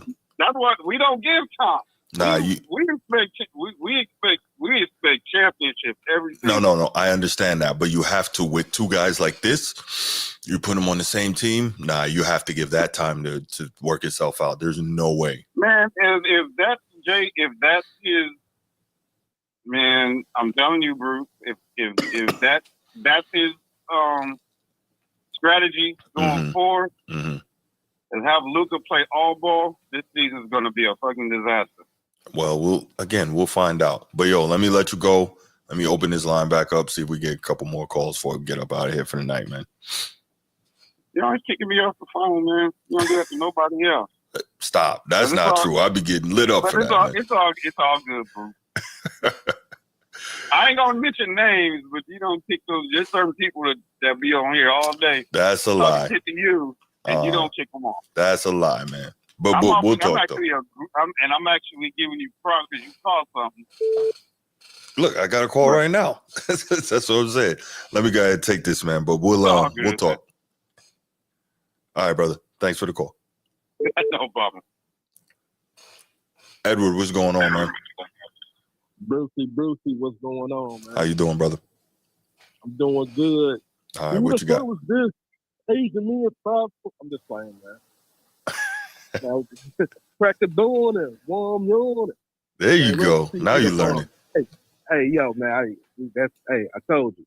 Warner is in my playlist, but RP to the mom. Yeah, but man. Anyway, I want to speak on the topic.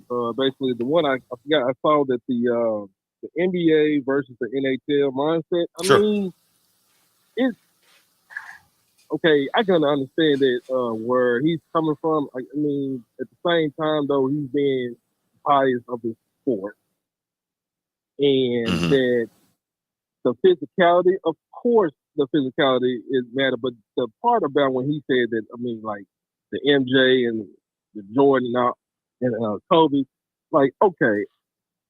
That's who you think. I get it, man. But like, don't try to knock down this era of players, though. Like saying that they soft and everything like that. Okay, that's come on, Bruce, man. You even got KG even climbing in. That's your boss, and he played for the Celtics. I mean, come on.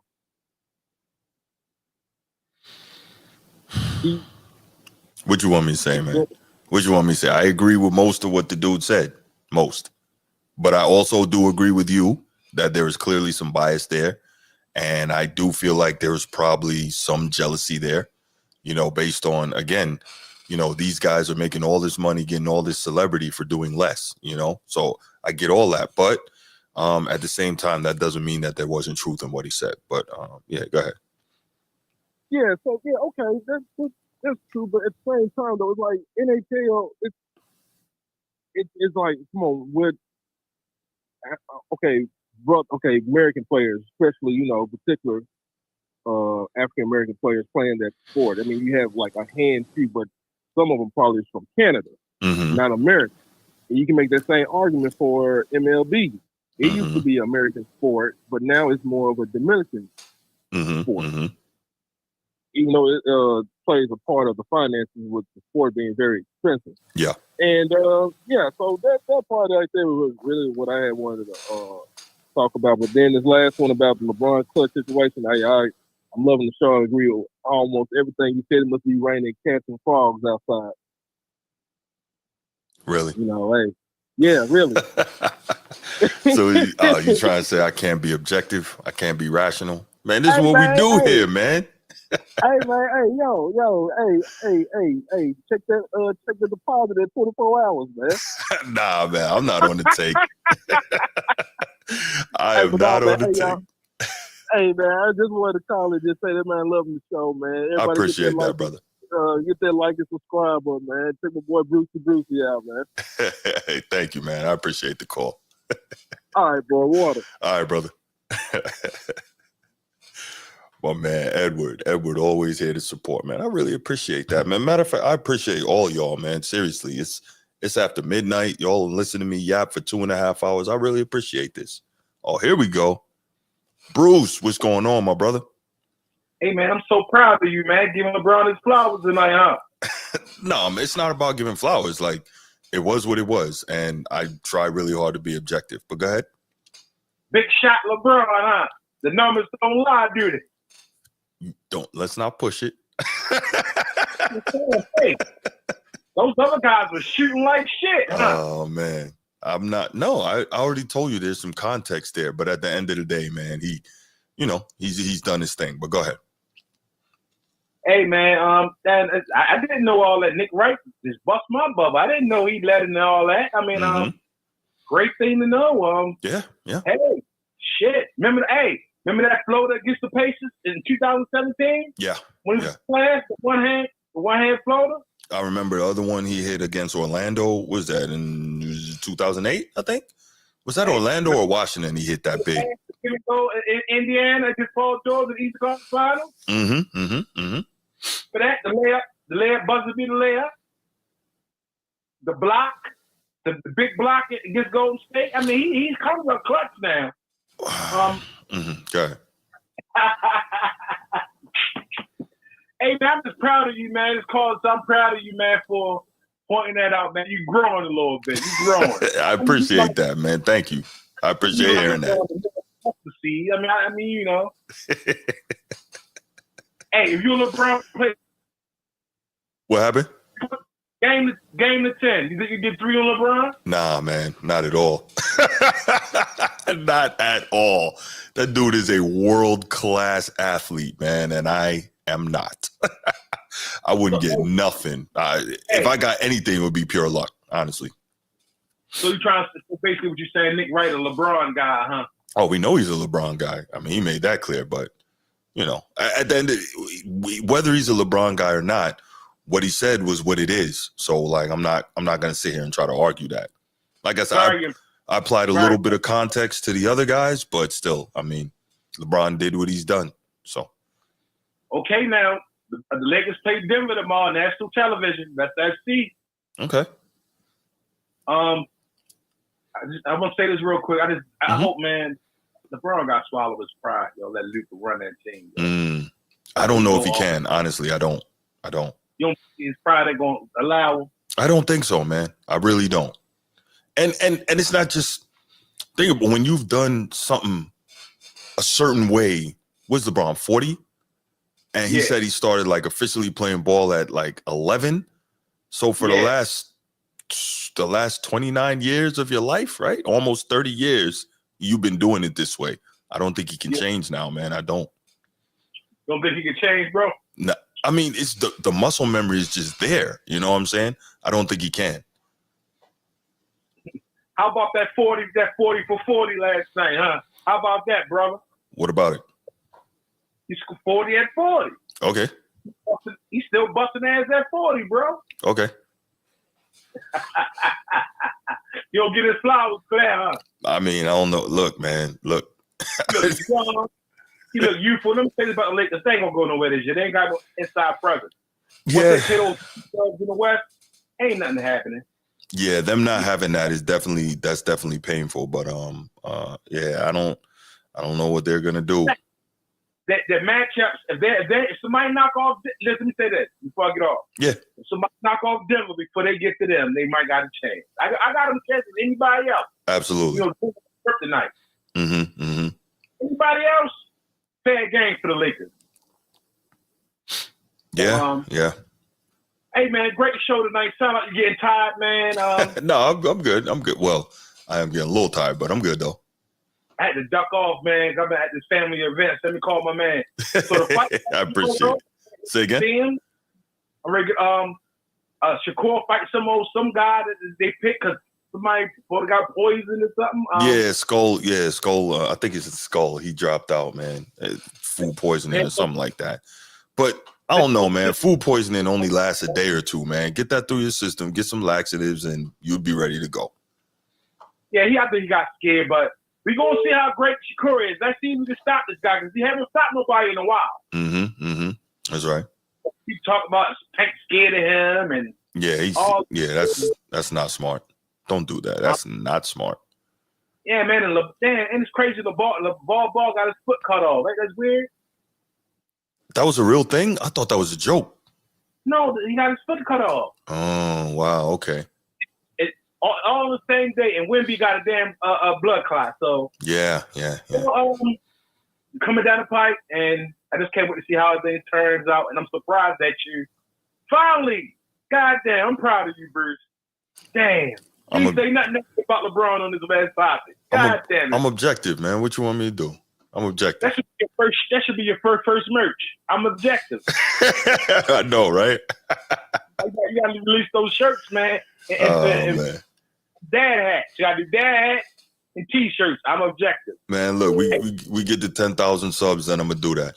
Yo, let me take this call, man. Young Disciple on the line, man. I'm gonna get up with you. All right, go ahead. All right, brother. Thank you, man. All right. Young Disciple, what's going on, brother? What's up, man? Maintaining. How you doing? Man, you giving too much context, man. There ain't no context, bro. You tripping. Okay. Be specific. Tell me like what shots, like out of those little clutch shots that I was talking about. What shots out of those where Kobe was getting triple teamed and bro, all y'all be like bro, it ain't no reason for all that. Bro, when you go to MJ shots and bro, clutch is clutch, bro. Mm-hmm. If I can do more things than you in the clutch, mm-hmm. That's your bad. That's your bad, bro. Because y'all saying that coaches. So what y'all saying that coaches is telling they team to triple team Kobe when he get the ball?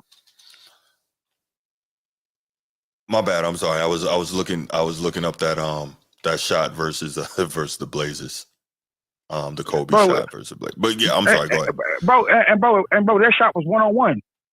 There was no triple coverage, bro. Ruben Patterson was all up in them, bro. There was no triple coverage, bro. That was 1-on-1. No, I'm pretty sure I said it was. I think it was double. Let's see.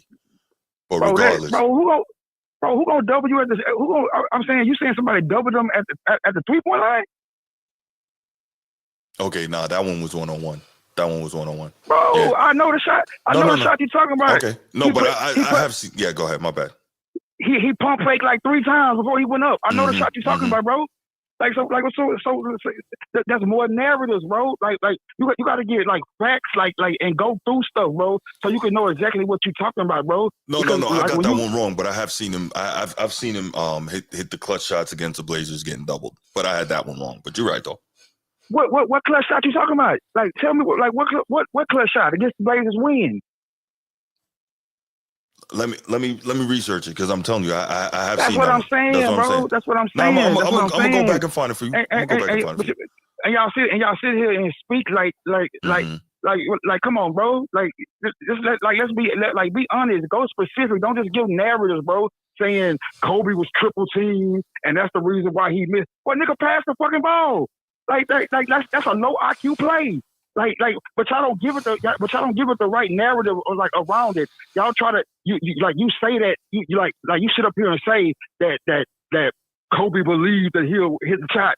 Duh. Who in a situation like that gonna think they not gonna hit the shot? It ain't about your beliefs, bro. It's about high IQ basketball, bro. Well, and in those moments, sorry, go ahead. And in those moments, bro, I'm saying the moments that we speaking about, bro. Those are not high IQ plays. Like the basketball isn't made. I'm saying, bro, basketball isn't made for it's certain plays, bro. It's certain plays you're supposed to run. It's certain things you're supposed to do if the defense reacts a certain way. Like you gotta call it what it is, bro. Like and stop with the he believes that he'll hit the shot. So okay. what? Okay, so my bad. So a specific one. I'm just watching. Right now, I'm listening to, but 2000 Western Conference Semis, Game 2, Kobe just hit the buzzer beater over a double team against Phoenix. So like 2000. Yeah. 2000. 2000. Yeah, the year 2000, Western Conference Semis, Game 2. He just hit the game-winning shot over a double team against Phoenix. Yeah. So what? Yeah, go ahead. Bro, this is what I'm saying, bro. I'm not saying that. I'm not saying. Listen, my nigga, because you're not understanding what I'm saying. Okay. I'm saying you're saying that like I'm saying he's never hit a game-winning shot over a triple team. That's not what I'm saying, bro. I'm saying the way you're stating it is that like that's a reason why he missed shots, or that's a reason. No, bro, and all the shots that you're talking about, because the stats are still what the stats are. Is what I'm saying. So I'm saying, hey, we go not. Now, how long will we be here if we went through all the LeBron shots? What I'm saying, I'm not trying to take away from what LeBron did. If you heard, I gave LeBron his props for doing what he's done. No, I'm not. But you are, bro. No, the context that you gave, bro. Low key, what you're doing is excusing them for having a piss poor clutch stats, and you're saying that LeBron stats look so good because he's being single covered. Like, come on, man. That's what you're doing right now, bro. Wait. So the situation defensively has nothing to do with the outcome, right? That's what we're saying. Because if that's what we're saying, we just gonna agree to disagree. What do you mean? Well, like what are you saying? Like I'm not getting what you're saying. Like I'm not understanding.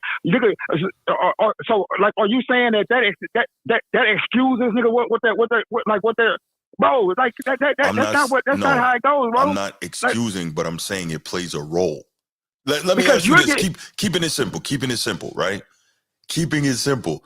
You notice you've been around this show for a while, so I always talk about degree of difficulty. So keeping it simple, if you're shooting over one person and I'm shooting over two, who's got the better likelihood of making that shot? Man, bro, those same probabilities that you're using right there, use them, nigga. Use them. I'm saying apply that to the logic and the IQ of the nigga who's taking the shot. Is what I'm saying. All right. Like you use that same probability. You smart. So what's the probability? I'm saying let's look at it from the shooter's point of view. What's the probability of you making that shot? Like you have to you got to give the same cut. You have to. Man, it's crazy how you weighing that. The same way that the same way that you can say what you're saying, and you can see that you're saying higher degree of difficulty. Right. Okay then. So why doesn't Kobe know that, bro? Oh, he knows that, but of course he knows that, but that doesn't mean he's not one of the best tough shot makers in history, which we know he is. And so being that, it's like, okay. I'm saying you saying that, bro. Like there's no stat for tough shot making, bro. No. But we've all been, I know you watch ball heavy because I've talked to you many times. So I know that you know what you see, right?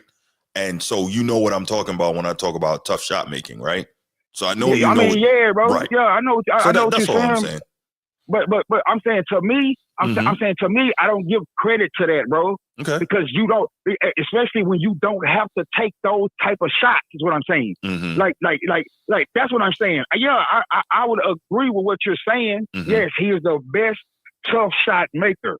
But I'm gonna also say I'm gonna also say that let's like with a grain of salt, bro, because he doesn't have to take those type of shots. Right.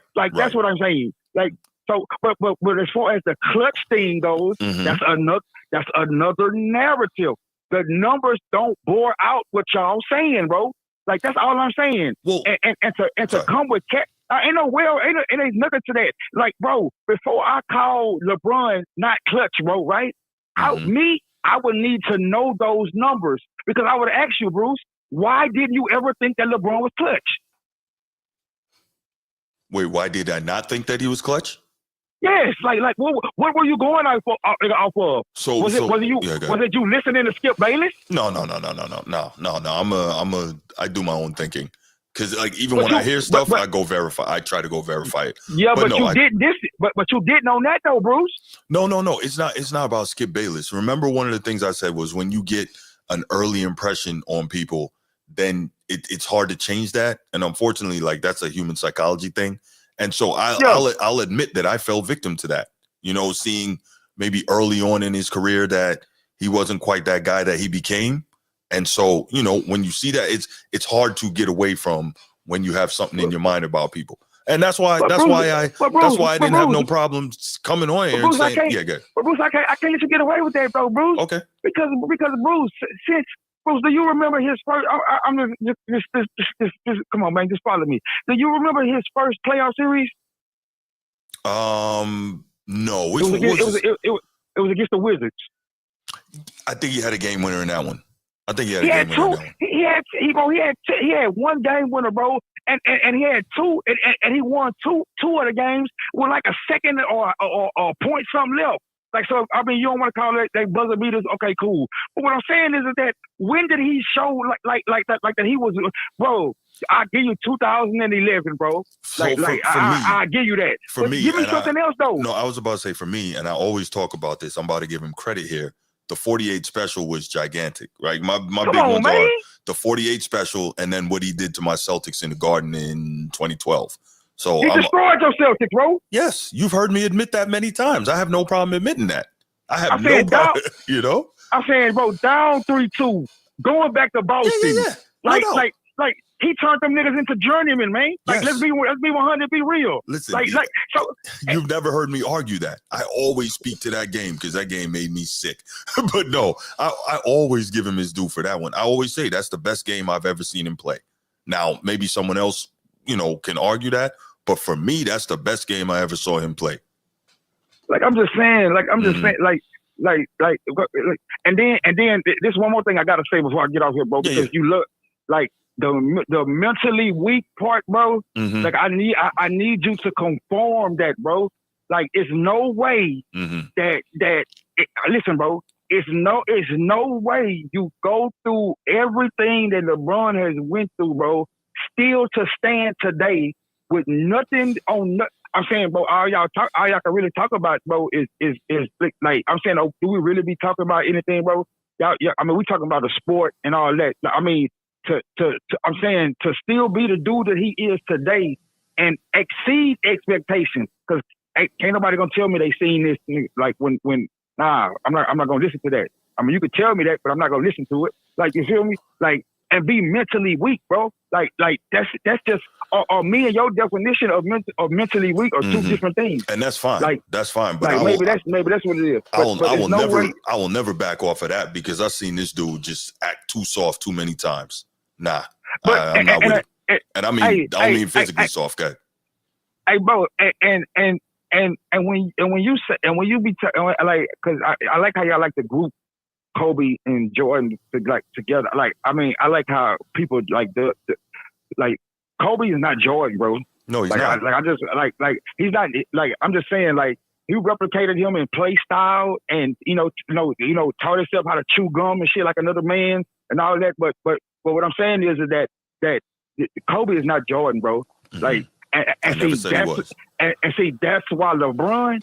If people don't even understand this, like, when y'all get on LeBron, like when y'all expect him or he should have did this, Jordan didn't do this. That's the whole reason why LeBron is in the conversation. Like, y'all don't get that. Like, that's the little piece of this situation that y'all don't even understand. It ain't about coming behind Jordan trying to be exactly what Jordan was, bro. It's not about that. Like I don't think Jordan was like nobody else. So I think my bad. I'm sorry, guy. Like, no, I'm just saying, like, and when you say stuff like shortcuts and all that, like I want you to remember, and I want you to, like, think about this, bro, and then I'm gonna get off the line, bro. Like Magic, players like Magic, players like Tim Duncan, players like Kobe. Like, when you say you don't like shortcuts, right? Right? They were all bro, usually when you the first pick of the draft, bro, you go to what? You go to a bottom feeding team. Yeah. A bad team. A team with exactly right. But when you talk about Kobe, Magic, and Duncan, and like, bro, they got drafted by favorable organizations that already had other like superstars that was already on the team. So when you say shortcuts, I just be wondering, nigga, why don't y'all hold the same like standard, nigga, when it comes to that? Like Kobe didn't go to a bottom feeding team, bro, and pick that team up like LeBron did. No, I'm just saying. Like I'm saying, everybody don't get drafted to teams. Well, like I'm saying, LeBron drafted to a team where he just able to chill and able to develop, nigga, year by year, and then come into his own. Nah, bro, they had the weight of the organization from the jump. So to me, that's a shortcut. You feel me? I don't think you can call it a shortcut because you got drafted where you got drafted. You didn't. That's a shortcut, bro. You didn't try to go there. You went where they drafted you. But I think we can agree to disagree on that, man. Yeah, I get all that, but you have to understand too. The weight that I'm saying, you can't say that you pull the same weight that I pull. That's what I'm saying. I'm saying the way y'all like to count and say Kobe got 5 chips. Yeah, that's cool. Like I agree, and I give him credit for all 5 of his championships that he got. But it's a different weight, nigga, that I'm gonna give your championship than the lead dog. I don't care about the games that you came through on, bro. If I'm getting triple teamed, you damn sure right, nigga. You better get out too. Like, what are we talking about? Like that's my thing. Like, it's a different when you the lead dog, bro.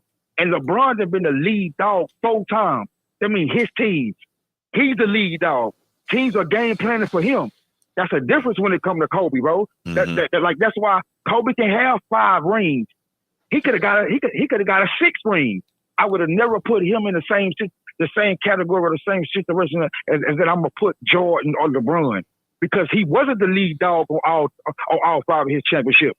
Like, that's what I'm saying. All right, man, bro. Well, I'm gonna leave it there. Hey, man, thanks so much for the call, man. Always appreciate your passion, man. Thank you for calling. Thank you for being here with me, man. Thanks so much. All right, bet. Have a good night, bro. Bet. All right, y'all. Another great call from Young Disciple. Always love having him call in. So what we're gonna do? We're gonna leave it right here. I'm gonna go ahead and wrap the show. I gotta crash, but I appreciate all y'all, man. Y'all have a great night. Thank you so much for being here. And on the way out, if you haven't already, please make sure you hit that like and subscribe. Y'all have a great night, and we'll be back Sunday morning. We out. Peace.